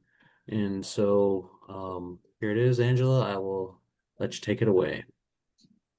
Okay, so this is intended, yeah, I think last time when I went over it, I said everybody should go and read this and kind of mull it over.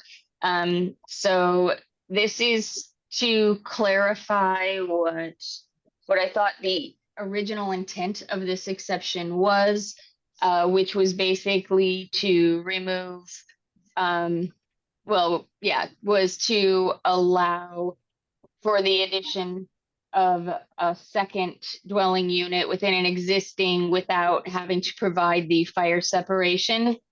And what I have done is remove the word accessory and instead put new dwelling unit. And then I did remove the section where it says that it shouldn't be considered a separate dwelling unit, because I think there's confusion between different separate dwelling unit items that should be required, the separate heating, the access to electric, everything like that. That if you say it's not a separate dwelling unit, you get arguments and pushback.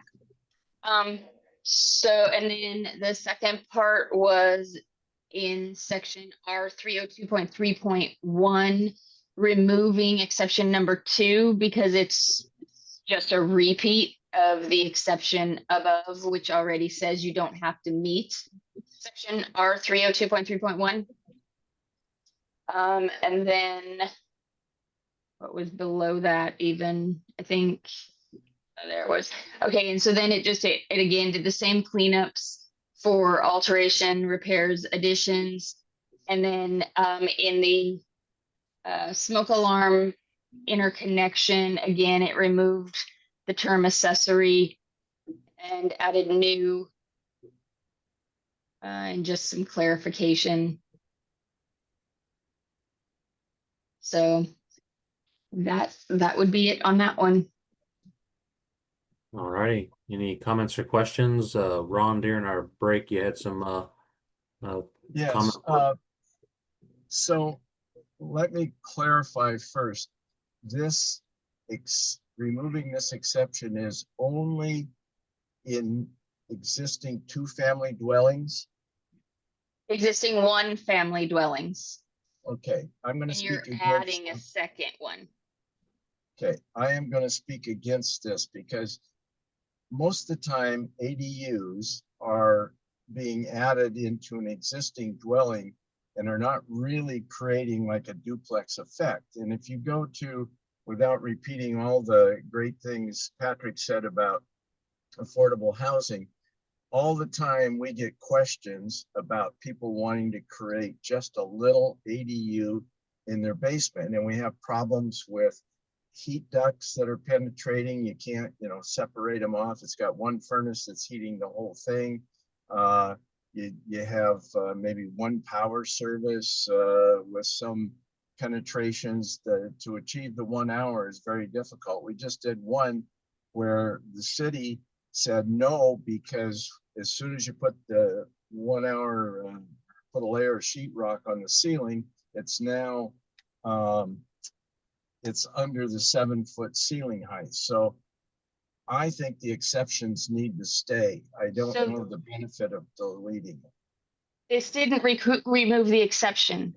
This is saying that you don't have to meet the fire separation. It says it's the same language. It says that if you are creating a new dwelling unit that's constructed within an existing one family dwelling, then you don't have to meet the construction requirements of section R 302.3.1 through 302.3.5, which are the separation requirements. What this is saying is that you don't have to have a fire separation, but it is considered a separate dwelling unit because this is meant to create housing opportunities. And so we're saying, okay, if you want to create this in your house or whatever, and you're going to rent this out to two separate people, which is what this allows basically, or actually in extreme, it would allow, because for a lot of jurisdictions, you could actually condoize this and sell them separately. You should still have to meet all of the other requirements, such as your furnace needs to be zoned.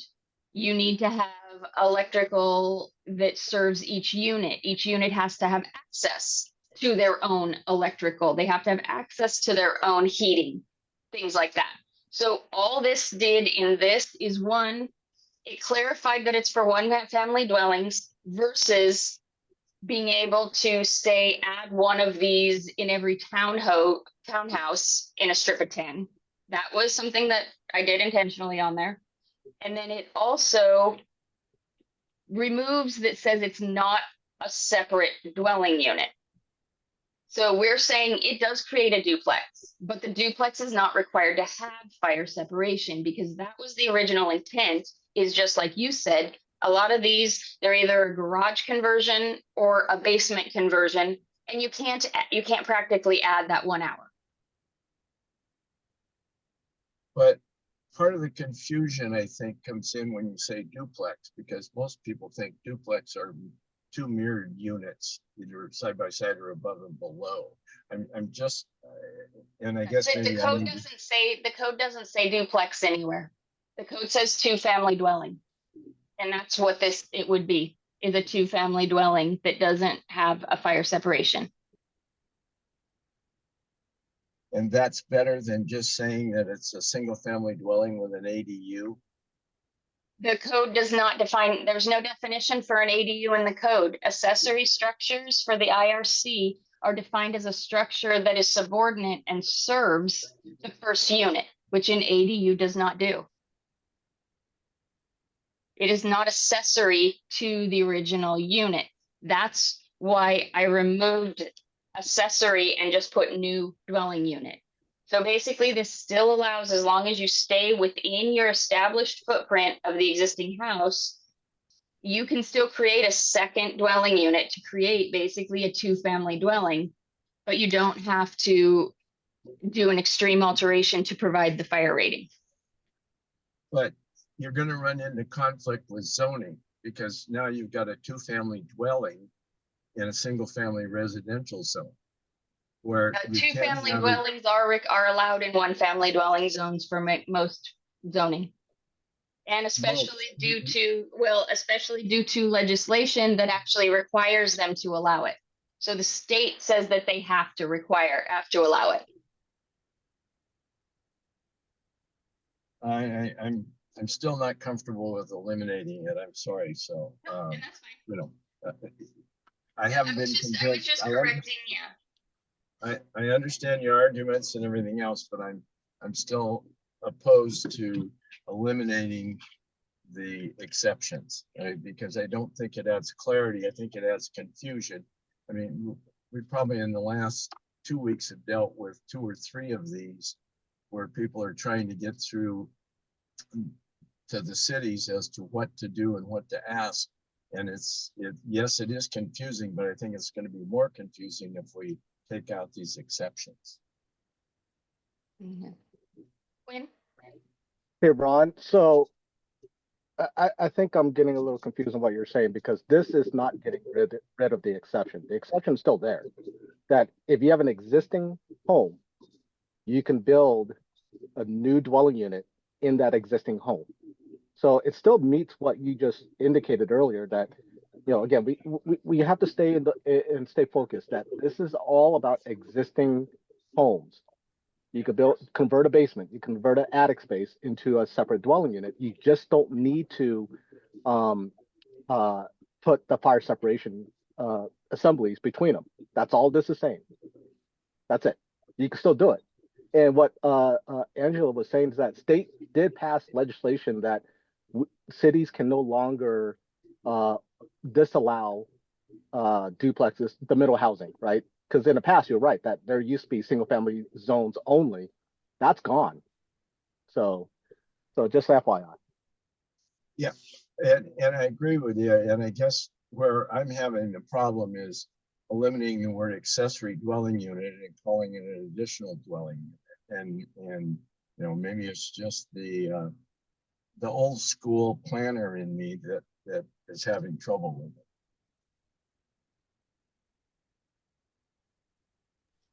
Patrick? Yeah, question for Angela. So do I understand this right, that really what you're doing is moving that exception into the primary exception over the whole 302.3? So like the effect of the exception is still there, it's just worded differently? So it was already there. It was in 2 spots. Okay. It was in that main exception, and it was also in the exception under separation. And so basically, I basically said, if I have it in the main section body, basically under 302.3. So it says, if you're doing this, you don't have to meet 302.3.1 through 302.3.5, which are separation, openings, penetrations, all of that. It says you don't have to meet that. So basically, by having it there, you skip all those sections. And so there's no reason to have that exception repeated in all the other sections. Does that make sense? Yeah. Okay. And you Yes. think this will be clear, this will actually be clearer for building officials to enforce than the current code language? Right, because currently, so in Kirkland, where I work, we would still, when they come in for this, we would still require all the same things we would require for separate, dwelling units, such as, your heat controls, your electrical panel, things that are actually like NEC code and things that we would normally require anyway. I'm clarifying because we get the argument that, well, it's not considered a separate dwelling unit, so we don't have to do any of this. We don't have to give people access to a thermostat. We don't have to give people access to their electrical panel, things like that. And so by just saying, which my old building official is the one that proposed this in the first time in the 15 or 12 code at the state level. And when we discussed it, it was to deal with the basement units, because people were always coming in, and even to add a single layer of 5/8 onto their existing ceiling, there's a lot of those basement ceilings aren't legal as it is. You know what I mean? They're under the head height because there's such old houses. So this came in to say, you know what? Everything else, yes, you should have to do, but the 1 hour, we're gonna let it go in an effort to allow these inexpensive units to be added to the housing market. And that's all I'm trying to clarify here. Is it is a dwelling unit, it just doesn't need to be separated. Yeah, I think, I appreciate Ron's concerns. I think, I agree with Angela. I think the exception is not going anywhere. It's just going to be formatted and worded a little bit differently. But I think once we get the industry and the building officials trained on this new language, that hopefully we'll all be on the same page on that. Yeah, and we'll get a lot of input. If this goes through and gets to the hearings, I mean, there'll be input. Jen? Yeah, I just wanted to remind everybody that this used to be in the definition of dwelling unit. So it was in the definition of dwelling unit where it tried to address accessory dwelling units, and it had this language, need not be considered a separate dwelling unit. And then it was creating all those issues that you just brought up. So I don't need an egress door. So I don't need sanitation. I don't need a kitchen, right? None of those things. So this was specifically moved here, and they removed that from the definition of dwelling unit to try to clarify, oh, we were only ever trying to accept the rated construction between the units, because when you have an existing house, that would be exorbitantly expensive, especially if you had to do a horizontal assembly and then you needed the supporting construction. I mean, it would just be so expensive and difficult, to achieve. So the purpose of moving it to this section was to be clear that it need not be considered a separate dwelling unit for the purposes of this section. And I think if they had just included that language, that would have been more clear. What you're doing is one step beyond that. And I think this is very clear, and this is not changing the intent of the existing code. And then as far as the term accessory dwelling unit, even if we had a really beautiful building code definition for it, land use code, they use their own definitions, and believe me, they do not match the building codes in many areas. So even if we had a definition, land use would still have their own for what an accessory dwelling unit means, and they don't impact each other. I have this problem all the time in my plan reviews. And I think we'll still probably say accessory dwelling unit because that's what homeowners understand. So we'll probably still speak in that way, but yeah, I think this isn't changing anything. It's just making it more clear.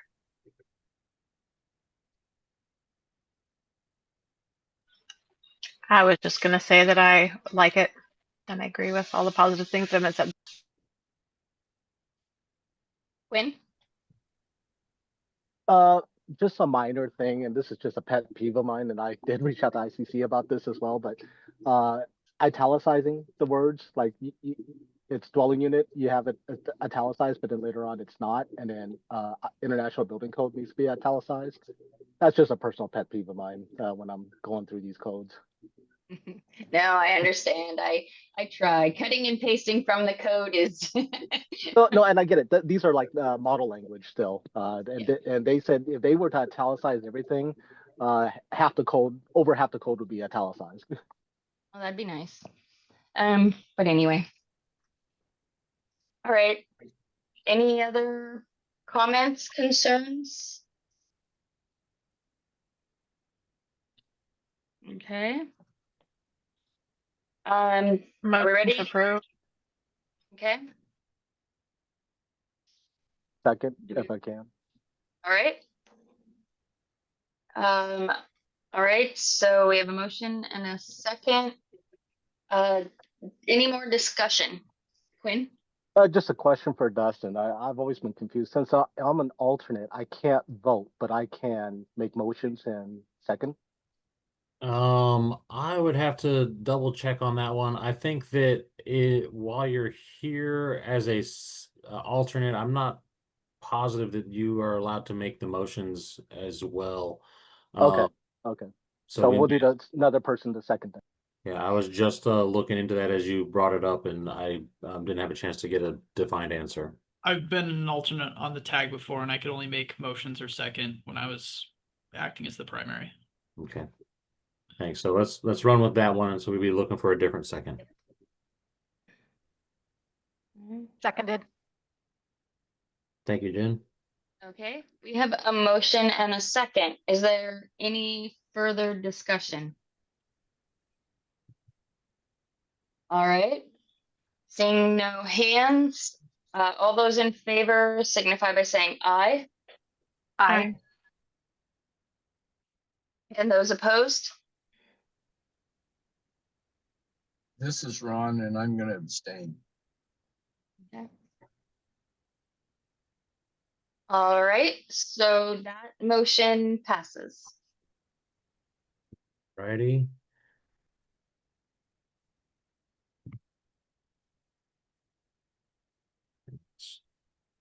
Close that.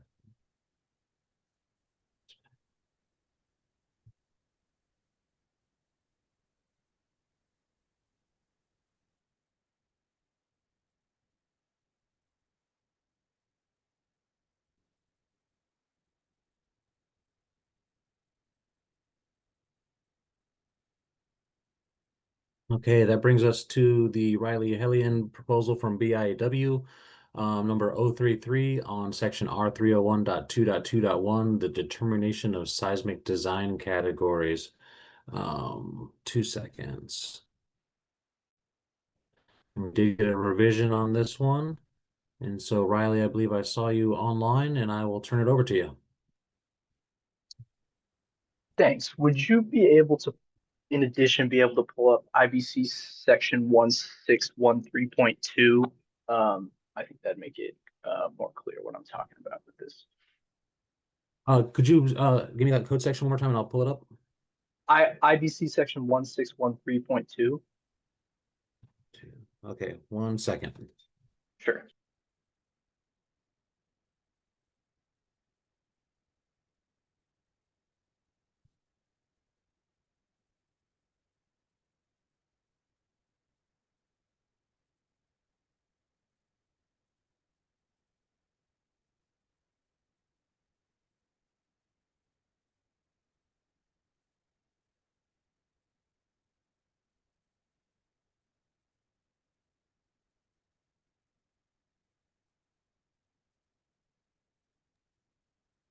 Riley, are you looking at the 21 code or 24? I'm looking at 24, 1613.2, determination of seismic design category. Sorry, I misheard you. Okay. No worries.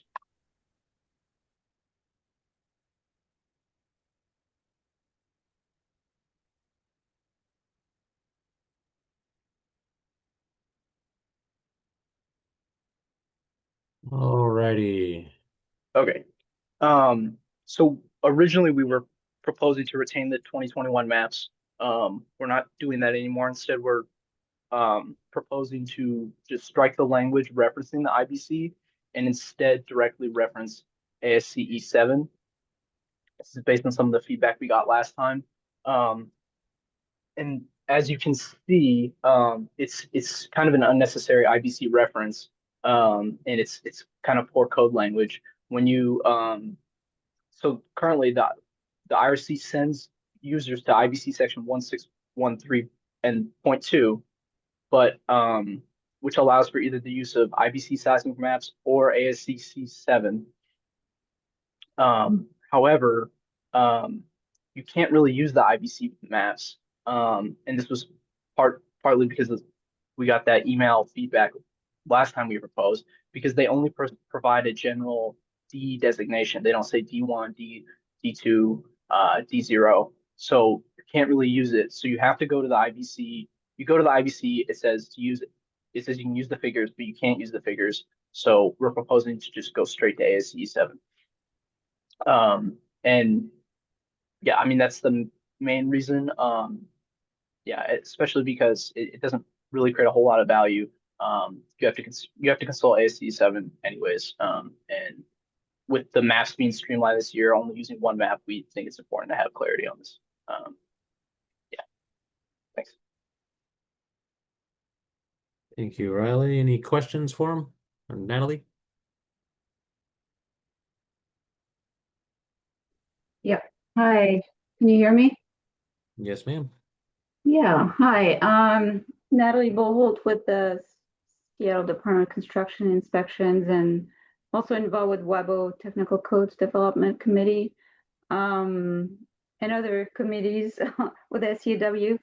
I don't think this change adds value. I think it actually removes the engineered path to use seismic design category D, which should not be forbidden if somebody wants to do a fully engineered design.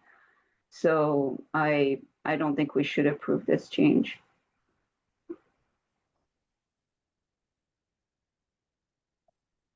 Thank you. Thank you, Natalie. Patrick? Yeah, I have a follow-up question for Natalie. It's just saying in how the site will be determined, because you go to the map, but then it's not going to provide enough data or enough of the specific designation, so then you have to go to the standard anyways. How does that prevent someone from doing a fully engineered design if they want to? Well, the way I see this proposal is it's crossing out the reference to 1613 of the IBC. So it basically doesn't give you that option. It's like you go straight into ASC 7. I don't know. I just don't think it adds value. I think it may actually break something, and I don't think we should be approving this. And the IBC references ASC 7, so I really don't understand what we're gaining from making this change. Dustin, if you scroll down on the IBC side. So it has maps there, but see that little key it has on the map. Mm-hmm. Yeah. It only says D, but for the residential code, you need to know whether it's D1, D2, D0. Yes. So if they're going this alternate determination path, and this is just to determine what value, what category they hit, they go look at the map, but it's just going to tell them D. It's not going to tell them what specific sub D that they are. So then they have to go to the standard anyways. And one consistent feedback we've heard from our members and builders across the state is they get really frustrated when they have to jump from codebook to codebook to codebook, which sometimes that's kind of the easiest way we can do something. Sometimes you have to go to a reference standard, but in this case, and I think this is not as an issue across the country from a model code perspective, because a lot of jurisdictions didn't see a big change in the maps, but we did in Washington State. And so for builders, if they want to go this alternate determination method, if they're doing the model code language, they have to jump to the IBC, which the map doesn't give them enough information. So then they have to go to ASC 7 anyways. And this isn't necessarily the requirements of what to do once they get that determination. If they want to go a fully engineered route, it's just to say how you get your seismic design category, in which they have to go to ASCA 7 anyways. So we're just cutting out that kind of middle step and just allowing them to go straight to ASC 7. Yeah, and I think cutting out the middle step removes the option to use the map for somebody who wants to do engineered design that does not want to go look at the tool. You know what I mean? So I guess that's the way I'm seeing it. And I think either way, they're still going to get to the tool. even if you leave the language the way it is. But I think removing the reference prevents somebody from going to the IBC to go directly and just use the map.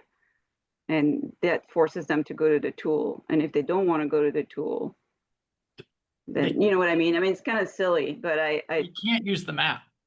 you can use the map if you're doing engineer design. You can be seismic design category D and do engineer design, right? You can do your seismic design based on SECD, even if it's a house, if it's engineered. The D1, D0, D1, D2 is if you're using prescriptive design in the IRC. That's only for that. But for engineered, you would use D or E, whatever you end up in. I guess I don't see why, if someone's hitting E anyways in the state maps and they want to stay at E, why they would go the alternate determination route to then get right back to E. I'm not following that. I'm not following what you're saying. I'm sorry. So this is the alternate pathway. If in the IRC maps, which has a lot more E than the actual data does, if you're hitting E anyways, and you want to be at E, you want to do a fully engineered design, why would you then go the alternate route just to get back to E? But if you're E. I mean, you can't necessarily get away from it unless you use the tool and it tells you you're actually not E. Okay, I guess I'm sorry. I Yeah. don't really understand your concern. Thank you. Yeah, I guess I don't understand your concern too with keeping the reference to 1613 of the IBC either. I feel like it's going to break something. So, thank you. Riley? Perhaps it would be better if you could also pull up the specific IRC section that we're talking about. If you go to R301.2.2.12, you still have the ability to plan. It's still, the IBC reference is not completely gone. It's still preserved, and you still have the option for that more complete. I don't have the exact language as you're pulling it up. You still have the option for a more cohesive planning with the IBC map. So you're not losing the IBC. It's just for this specific reference. We're saying just go straight to ASC 7, and you still have alternative design under seismic category E, which is I think what Natalie's talking about. Yeah, but you're removing it from the first. There's basically two alternate methods. I agree with you. It's still in the alternate method, the second one in 1.2, but that one you would hit it only if you were in seismic design category E. The R301.2211, that's the one where you're removing the path to an engineer design style to go get your, to go to seismic design category D. So, I mean, I think either way, I think we're splitting here, and I really don't see the issue with the way the code's written. You're still getting to ASC 7 hazard tool, and I don't think this adds value. I think it may actually create an issue.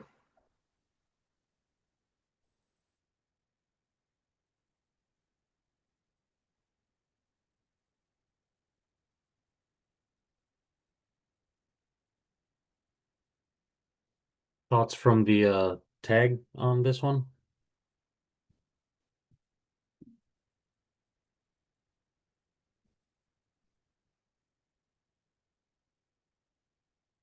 Alrighty, Quinn, go ahead. Actually, yeah, I do have a question here. I'm quickly skimming ASC 7. So the whole reason of using section 1613, I believe, is having the table, right? So I'm trying to figure out if ASC 7 has that table as well to give you the SDS number. I think the IBC does. I was able to find that, but so far I can't find the values in ASC 7. So I think this is where there's a break at this point where if you don't go to IBC to find the numbers and only go to ASC 7, then you're breaking the code at that point, potentially. Patrick? Yeah, ASC has a hazard map tool. We wanted to point to the standard, but ultimately you just go to the tool and you put in the address and you can pull up the SDS data, and then you use that in conjunction with the chart in the residential code to determine your category.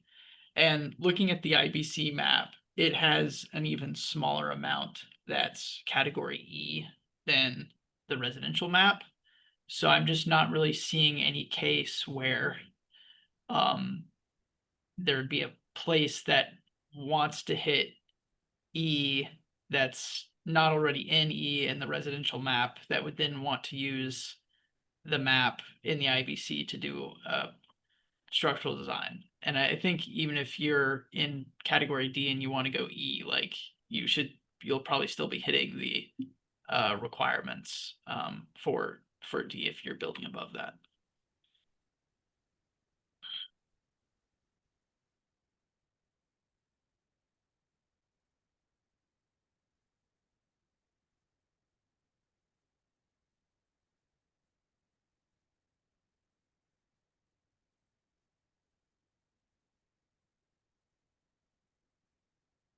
So, does the tag want to make a motion on this proposal?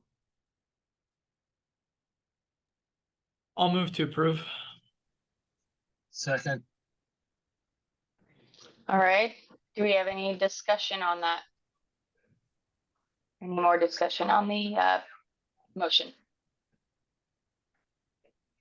All right. Seeing no hands, all those in favor, please signify by saying aye. Aye. Aye. All those opposed? Nay. Let's do a roll call vote on this one. All right, Jenny Luke, Aye.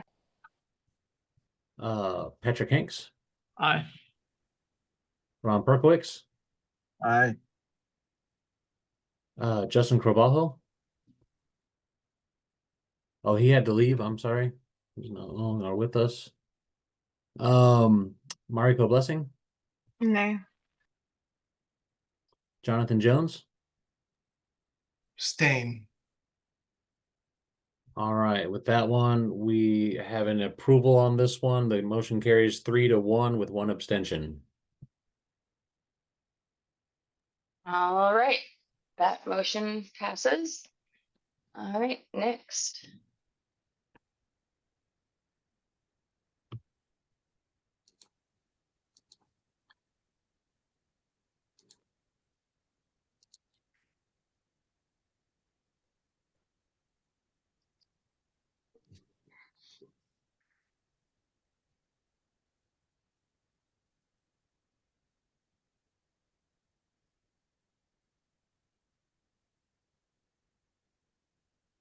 All right, the next one is from the SEAW WEC with Scott Douglas being the main contact on that one.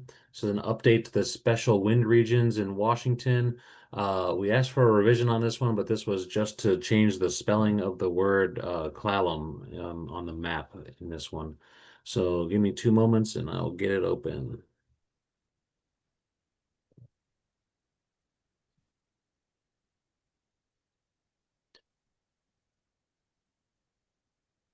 And as we can see, clallam is spelled correctly there.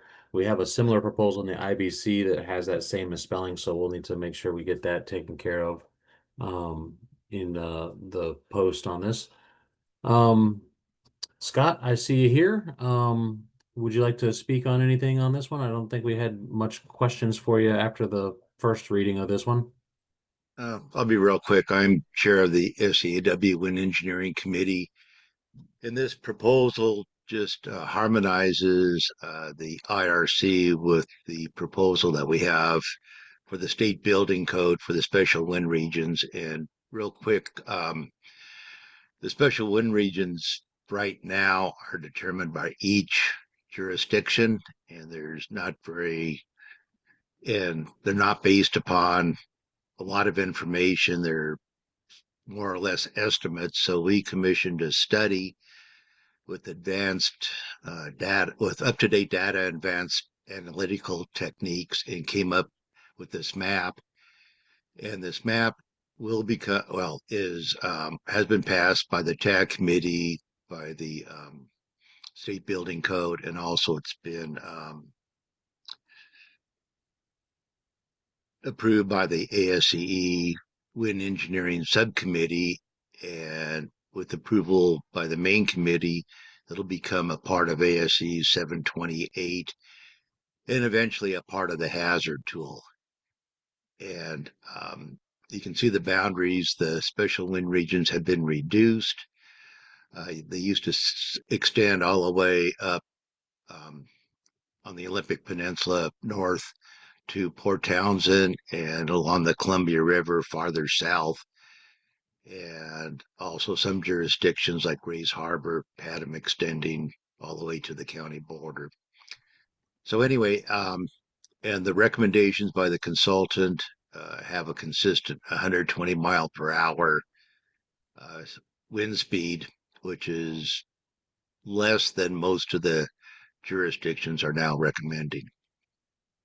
So I'm not sure. I had very few questions on the August 13th meeting, so I'll entertain any questions, comments anybody has. Patrick? Yeah, I'll just say I reached out to a residential structural engineer that's a member of ours and asked for their feedback on this, and they were favorable of it. They thought it was helpful, so I'm in favor of this. Thank you. Not just the residential, the commercial people, if you're doing a fire station or hospital or something, it was not very clear because the jurisdictions don't address special wind regions and risk category 3 or 4, which this committee doesn't care about, but it clarifies a lot. So thank you. Quinn? So my only concern, not about the proposal itself per se, but would it break the code? Because Scott, you mentioned that you're taking the data from the 28 standard, but the 24 IRC still adopts or recognizes the 22 standard. So would this potentially break the code if we, adopt this, but yet everything else is a different standard? Does that make sense? What do you mean break the code? I don't follow. I'm sorry.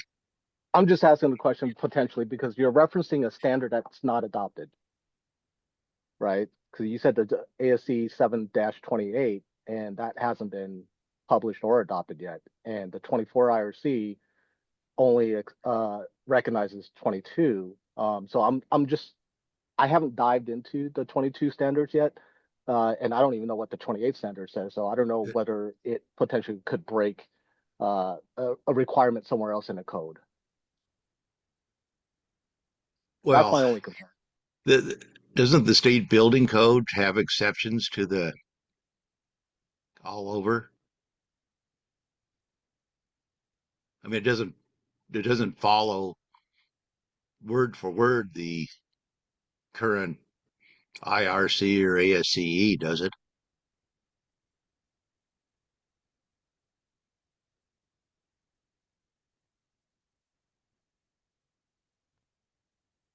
Julius?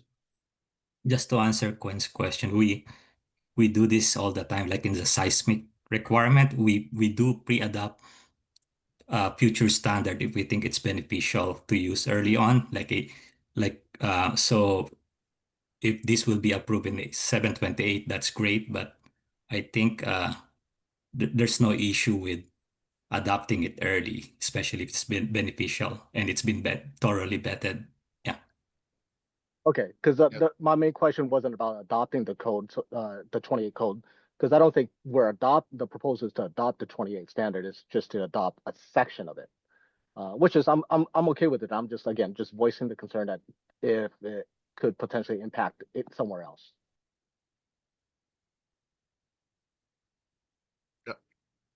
Well, I agree with Julius that ASC 728 probably won't be in effect till what 2030 or something by the time it gets approved. So updating the code to something that's better, there I don't see the problem with it. I don't see the issue with it at all.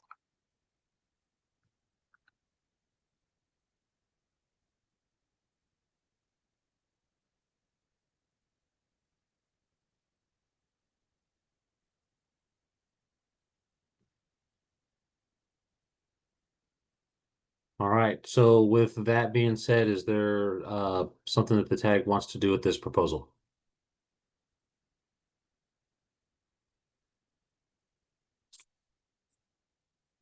Sandy, please. Hopefully, can you hear me okay? Oh, it's Hoyt, is it not? Yeah, I'm sorry. That's my wife. So, and one thing, I'm sorry I was late. Apologize. I just wanted to give my 2 cents in this. I do think we should be using the updated ASC 7 wind speed maps and things like that. They've actually have done some studies. I mean, this isn't just pulled out of the hat. And as codes change over time, and there are actually reasons why the codes are changing. And staying back in the old way of doing it is not a way it should be done. We should be advancing this to the most updated and recognized code standards, especially as time goes on, as winds increase. You see we have different wind speeds and relatives that is happening. And we should stay up with what is the most current and what's accepted. I just wanted to add that 2 cents in there. And I apologize for being late. I had another meeting. So I just wanted to give my 2 cents on that. So. Okay, thanks, Hoyt.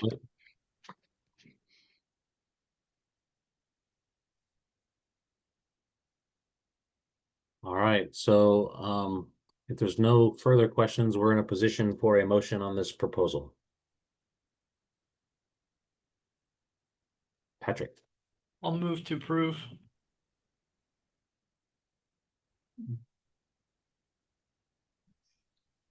Do we have a second? Yep. Also. All right. Do we have any more approval? I mean, sorry, do we have any more discussion? Wow. Brilliant. Okay. All those in favor of the motion, please signify by saying aye. Aye. Aye. And those opposed? All right, that motion passes. Righty.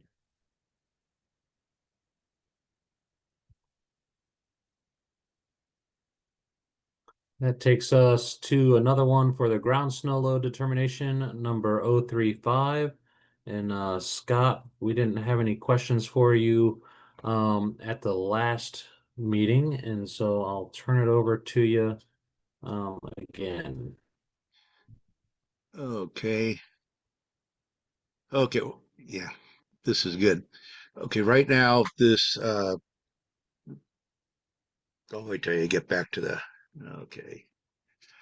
Yeah, this just, what do I want to say?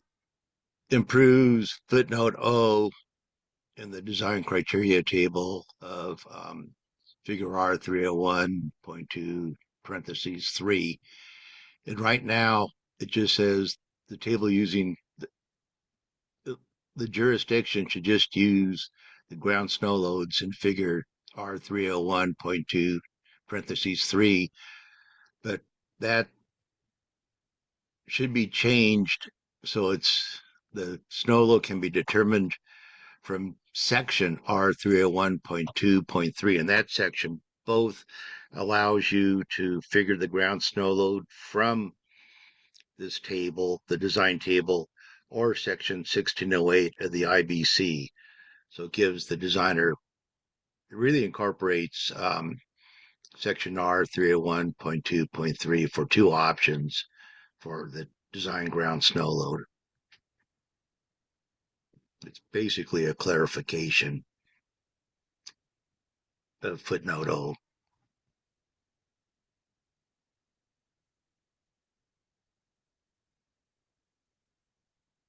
All right, any questions for Scott?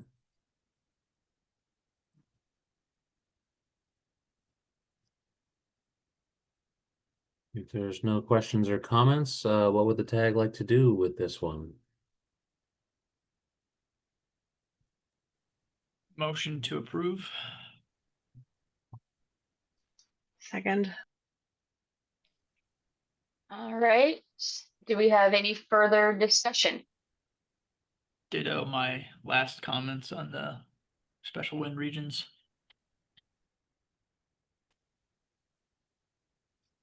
Okay.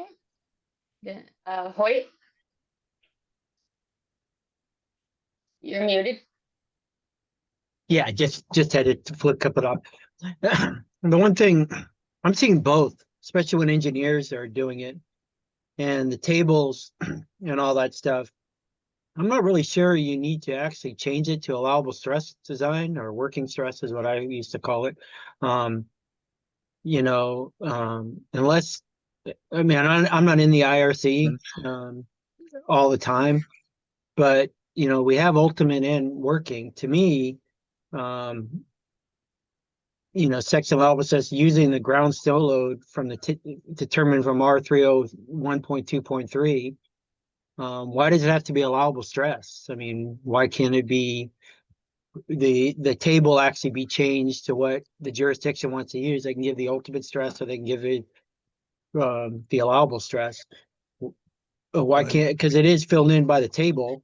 Why are you restricting the jurisdictions to give it? I mean, we sometimes we could give it both. We could give the ultimate and the allowable. We can modify that. It doesn't make sense that you have to specifically say that's allowable stress. If anything, you should change the table, not the footnote. The footnotes get dismissed all the time. You should go up to the table and actually, because that's filled in by the jurisdiction. So that's just my 2 cents. Because here's the other thing: concrete, your footings and all that stuff, that's all done by a ultimate design anyway, and all that stuff. So it's not done by allowable stress. So the only thing allowable stress is doing is for the wood members that you're actually designing for typically is where the allowable stress. Everything else is going ultimate. So doesn't make sense to change the footnote. If anything, just leave it the way it is, and then make sure the jurisdiction fills it in correctly. So. Quinn? I'm not sure how the allowable stress design got underlined in red, but that's the way the IRC footnote O reads right now. I'm not sure how it got underlined and in red, but if you go to the IRC, that's the way it reads. It says the jurisdiction shall fill in this section of the allowable stress design table using the ground snow loads in figure R 301.2.3. So that's not a change in this proposal. Okay, then ignore my comment then. Yeah, because if I was going to, my only comment was if you go to R301.2.3, it's all about allowable stress design. So you would have to almost change the IRC to allow for both ultimate and allowable. But I think what Scott is doing is he's just doing a pointer and just repeating the pointer to R301.2.3, which again does talk about ASD. Yeah. So should Exactly. should the red underline be just blue text in this particular proposal? I feel I it think should be. your tracked changes is on, probably. Because there's also a margin image, or whatever that is. Yeah, a little margin mark. Yeah, again, I apologize for bringing that up. I didn't know that's what it already said, so then that's fine then. And I'm not sure how it got in there, but it did. So yeah, that, as far as I'm concerned, that's the way it should be. And do I need to do anything, Dustin, for resubmittal? I don't think so. I'm just so what you copied and pasted this straight from the website, and they're showing that as a addition in this code cycle. And when I've been copying and pasting, it shows up as a track change. So I don't think you need to do anything. I just want to make sure it's represented good if it gets published out and that's underlined in there. I don't want it to appear as a change that you're proposing. Okay, I have to be more careful when I cut and paste. So It's all right. I think you know, if you don't have your track changes turned on, you may not have even seen it when you pasted it in there. So, but we're, I think, good now. That's no edits there. Just cleared the revision list. okay, I agree with what's on there right now on the screen. Okay.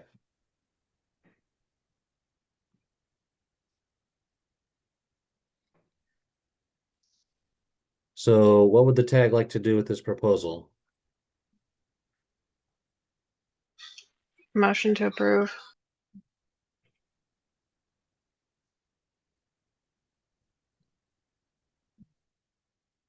I'll second that. All right. Do we have any further discussion? All right, seeing no hands. All those in favor signify by saying aye. Aye. Aye. And those opposed. All right, that motion carries. Awesome. Okay, thank you. Thank you, Scott. Well, that's not the one I wanted to bring over. All right.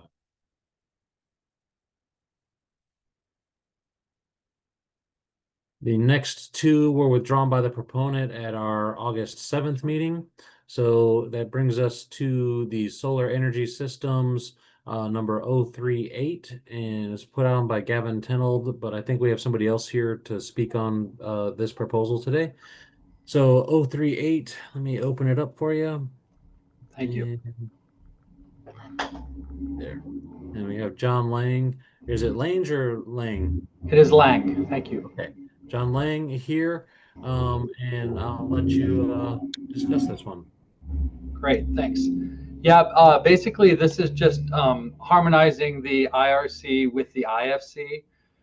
There's an amendment in the IFC that basically is called the 1,000 square foot or 33% roof coverage exception for R3 and IRC buildings. And it wasn't properly included in the code after the 2012 IFC and IRC codes. And then the IFC code was corrected, but the IRC was not, and which didn't include these exceptions. And so later on, there was a code council opinion 23-09, which basically, I think Colcott was the instigator of that, which basically was proposed to be able to let designers know that they could use that IFC section even though it doesn't exist in the IRC. So this proposal basically is just to get this exception back in the IRC so that it coincides and it's less confusing because it's in both places. Thank you, John. And by my research, it does appear that these exceptions didn't accurately move through the codes. And so there, it is, just like you said, we have an opinion out there that says you can use the IFC section for the IRC solar installations. And by my accounting, it looks like that just didn't carry over properly in the IRC through the years. And so this is, in my opinion, a good cleanup.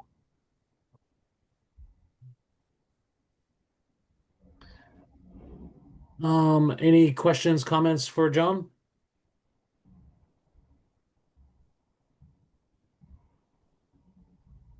All right. right, seeing no hands coming up, what would the tag like to do with this proposal?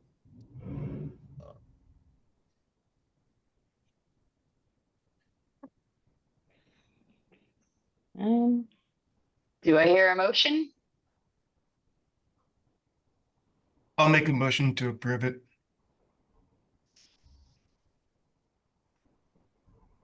Can I get a second? I'll second it. All right. Do we have any other discussion? All right, seeing no hands raised. All those in favor of the motion, please signify by saying aye. Aye. Aye. And those opposed? All right, that motion carries. Thank you. Thank you. And that takes us to another proposal from Ken Brulette on R311, carbon monoxide alarms. We have a revision on that one. Just for transparency, this is one that was added late yesterday after the first posting on this one. While I open that up, Ken, I'll let you take it away. Or are you still here, Ken? I do not see Ken here for this proposal. I'd have to go back and check what the notes are for that one. Let's see, this is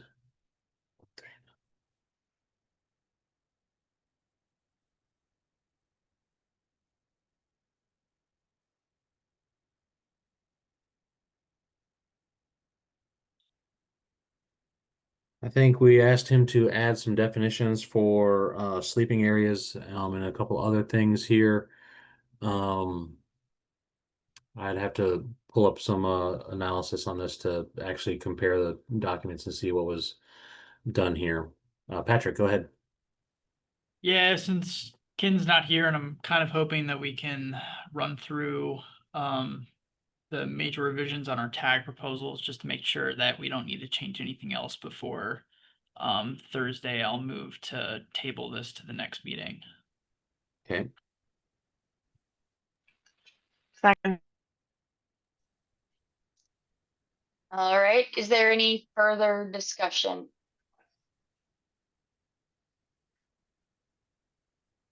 All right, seeing no hands. All those in favor of tabling the proposal, please signify by saying aye. Aye. And those opposed? All right, that motion or that.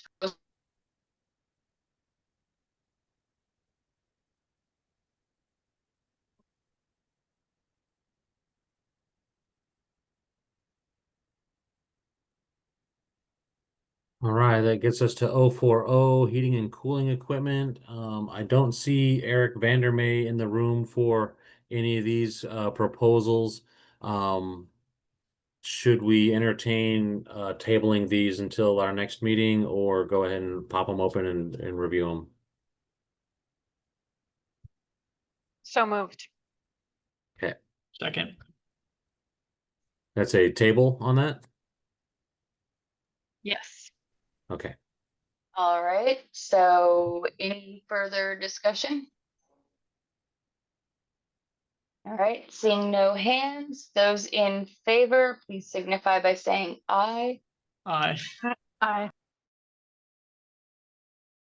And those opposed?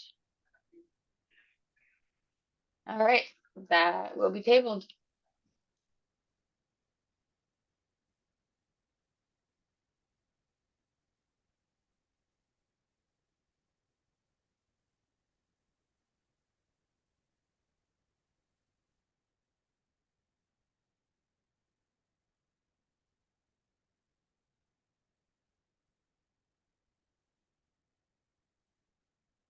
All right, that gets us to our tag proposals. First one for light ventilation and heating, we have the revision 044. Let me get that open.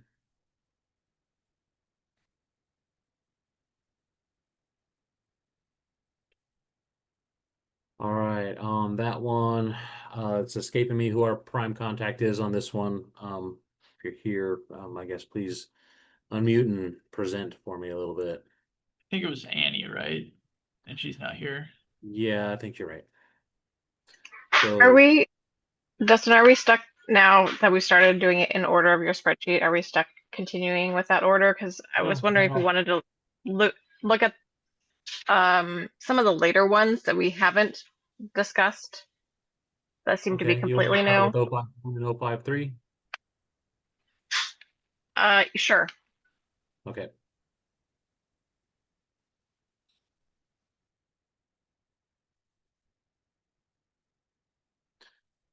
So this one is 051 and this one's on 101.2, the scope, and adds in some definitions for is this one I'm experiencing a little confusion here. Is this one got the same change shown for the other 101.2 and we're just adding in some No. definitions here? Okay. No, I can speak to this. So this is a change to respond to a model code change that is saying a daycare facility with 5 or fewer persons of any age receiving care shall be constructed under the IRC with fire sprinkler systems. And that will then be in conflict with sort of our existing requirements for family home childcare. So this proposal is to try to reconcile those two. So my proposal is to just basically provide an exception, in that number 6. So you could still have other kinds of daycares. So something that we discussed was you could potentially have an adult daycare facility. So I'm not changing what the model code is now requiring, other than just trying to exempt that family home childcare and then adding it, just like we've done for adult family homes, adding it specifically to this list. Family home childcare can be built under the IRC, and then we don't say anything about fire sprinklers. When you go to the family home childcare section, there are conditions under which sometimes sprinklers are required, but not all the time. And so I hope this strikes the balance of the model code changes, but then keeping it in step with what we're already doing in Washington. And then Angela had the great insight that, we're using some definitions that are not in the IRC in some of these sections. So we have care facilities that are for custodial care and care facilities specifically for medical care. We didn't have those definitions in the IRC. So I'm also suggesting we add those, and then custodial care also references another definition, which is limited verbal or physical assistance. Okay. Comments or questions for Jen?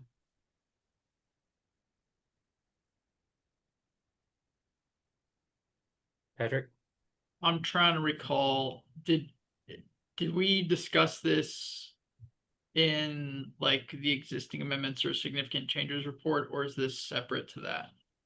We did discuss it in the existing amendments report at the last meeting. Thank you. My apologies. Have a lot of code stuff going on. Same. Quite. Yeah, this is Hoyt, principal in General City, Tacoma. It's funny. I just want to be sure on this, and please correct me if I'm wrong. But you have number 6 where it says a daycare facility other than family home childcare with Fireview of any age. So is that really I thought you were talking about adult family cares. No. So adult family homes are separate and they're not a daycare. Yeah. So we have this definition of family home childcare And I think we just think of it as like daycares that are in house, but there's other kinds of daycares. So when I was looking at one of the things we were trying to figure out is like, what's the definition of like a child versus adult? And it seems that DSHS uses like 13 years of age and younger. Or 12 years of age and younger. So you could have a daycare that's for teens. That's not a family home childcare. And so that section that regulates family home childcare would not apply because those are other kinds of daycares. We may not really even have any of these. But again, it's just, it's keeping in step with, the base model code is saying, it's starting out by saying, any daycare with 5 or fewer persons. Family home childcare has more children than that typically. Did I answer your question, or did I just ramble incoherently? I'll let other people with their hands up. Yeah. Angela? Yeah, and keep in mind that along with this, if this passes, there will actually be 8, because the earlier discussed adult family home is another separate line. So it's not trying to throw it into, say, number 6 or anything. Adult family home will be a number 8 to this list. Yeah, So I this didn't is try to acknowledge any other. I wasn't sure if I should try to lump all of those changes in here, but I thought, well, you have a standalone proposal and this is kind of standalone. So whether this item is 7 or 8 doesn't matter. But yeah, we would have both of those changes. So there would be another item there that said adult family homes. Yeah, right. Quinn?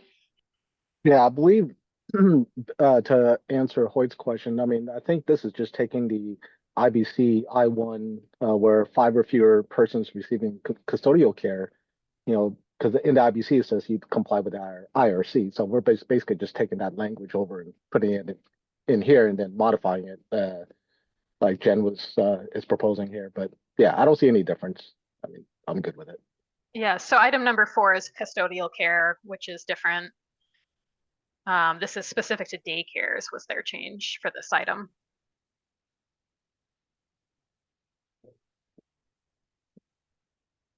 Okay. Any other comments or questions for Jen?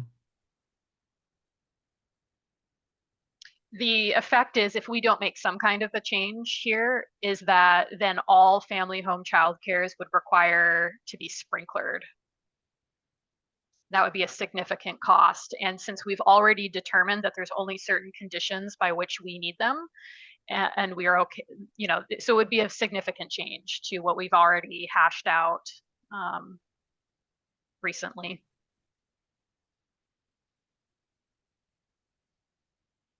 If you have any comments though on the language, if there's a better way to word it, at first I had it as an exemption, but that actually would exempt it from being built under the IRC altogether, right? You can't, you'd have exceptions too deep.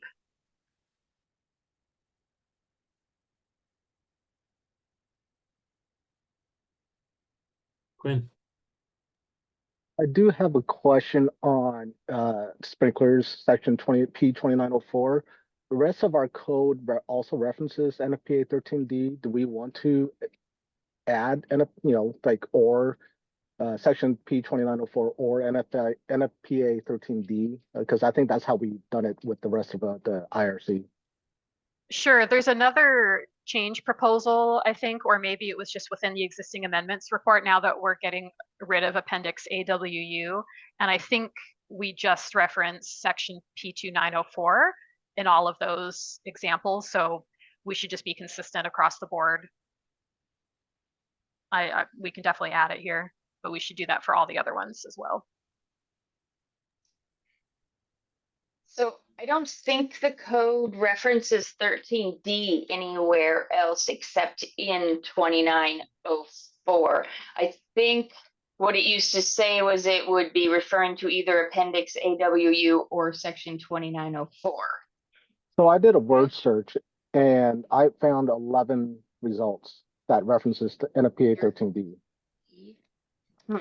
In the body of the code? Yeah. I think we've seen it today in one of these proposals. Okay. That's interesting. Well, I think we need to be consistent, whatever we're doing. Patrick? I have a question for Jen on this. I see it's adding definitions, but I'm not seeing where it's using those definitions. Yeah, it's in the items above. So item number 4 references custodial care, and it is italicized already, even though there's no definition for it in the IRC. And then item 5 references medical care. Okay, thank you. And then limited verbal or physical assistance is referenced from within the definition of custodial care. So I figured I should add that because that seemed very specific. These are all just verbatim copied from the IBC.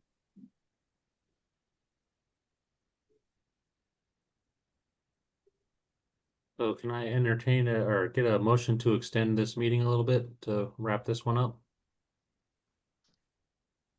I move to extend, and then I have a question.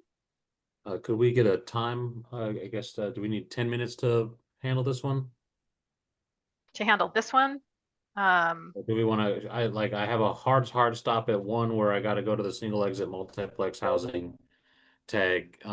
But if you want to extend for, more than 10 minutes, I'm available. I don't know about everybody else.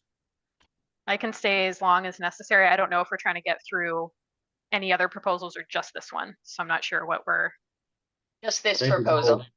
Okay, then let's extend to 12. But I need to hit the meeting at 1 and I need to take a break. Yeah, so what did you say, Jen? How long? Oh, then we can extend this to 12:10. I'm sure we'll be done by before then. Can I get a second? All right. All those in favor? Aye. Aye. And opposed? Okay, let's keep going forward with this. When we go to vote, am I allowed to vote on my own proposal as a proponent? Yes. Yes. Okay, thank you.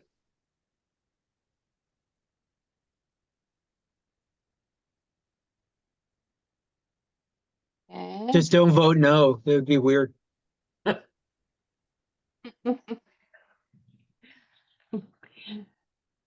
All right, Quinn? Yeah, so like I said, just a friendly amendment then to add after section P 2904 or NFPA 13D.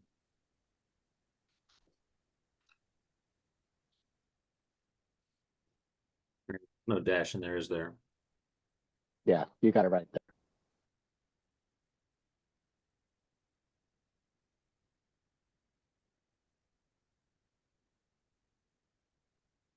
And then for the rest of these sections that simply refer to Appendix AWU, is that editorial if that other one goes through, or I guess is that something that gets fixed with it? I think that would be editorial. We'd need to double check all that as we get through there, but that would be an editorial fix if that other one gets passed. Okay. All right. Any more discussion, or are we ready for an action on this one? I will move to approve. Second. All right, do we have any more discussion? All right, seeing no hands, all those in favor signify by saying aye. Aye. Aye.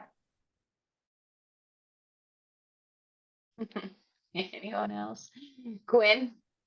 Yeah, sorry. It just occurred to me. So that verbiage of any age, should we instead, I mean, to me, it seems more code language to say regardless of age. Except that's base code. Oh, is that base code? It is. It's a little confusing. Some of these, this is already such a heavily amended section that the changes that I'm underlining are as compared to the existing amendment because this is already so heavily amended. But day and of any age, those are model code additions. Sorry, I was mid motion, so I got the approval. So all those opposed, aye. All right, that passed. Sorry, got into discussion mid voting. But yeah, so the of any age and the day at the very beginning, those are both code language that we're just base code that we're just bringing in. Okay, so we've completed this. Did you have anything else, Dustin? No, other than trying to get more proposals in. I don't have any other business or anything. Okay. We don't have to table the rest of this, do we? No, we don't have to. We could have a motion. We've got the time to do it, but I don't think it's 100% necessary. Patrick? I'll move to table all remaining proposals to the next meeting. Seconded. All right, discussion. All right, all those in favor signify by saying aye. Aye. All right, and opposed? All right, then I will adjourn the meeting. Thank you, everyone, for your time, and we'll see you Thursday. Good work. Thank you, everyone. Appreciate it. Have a great day.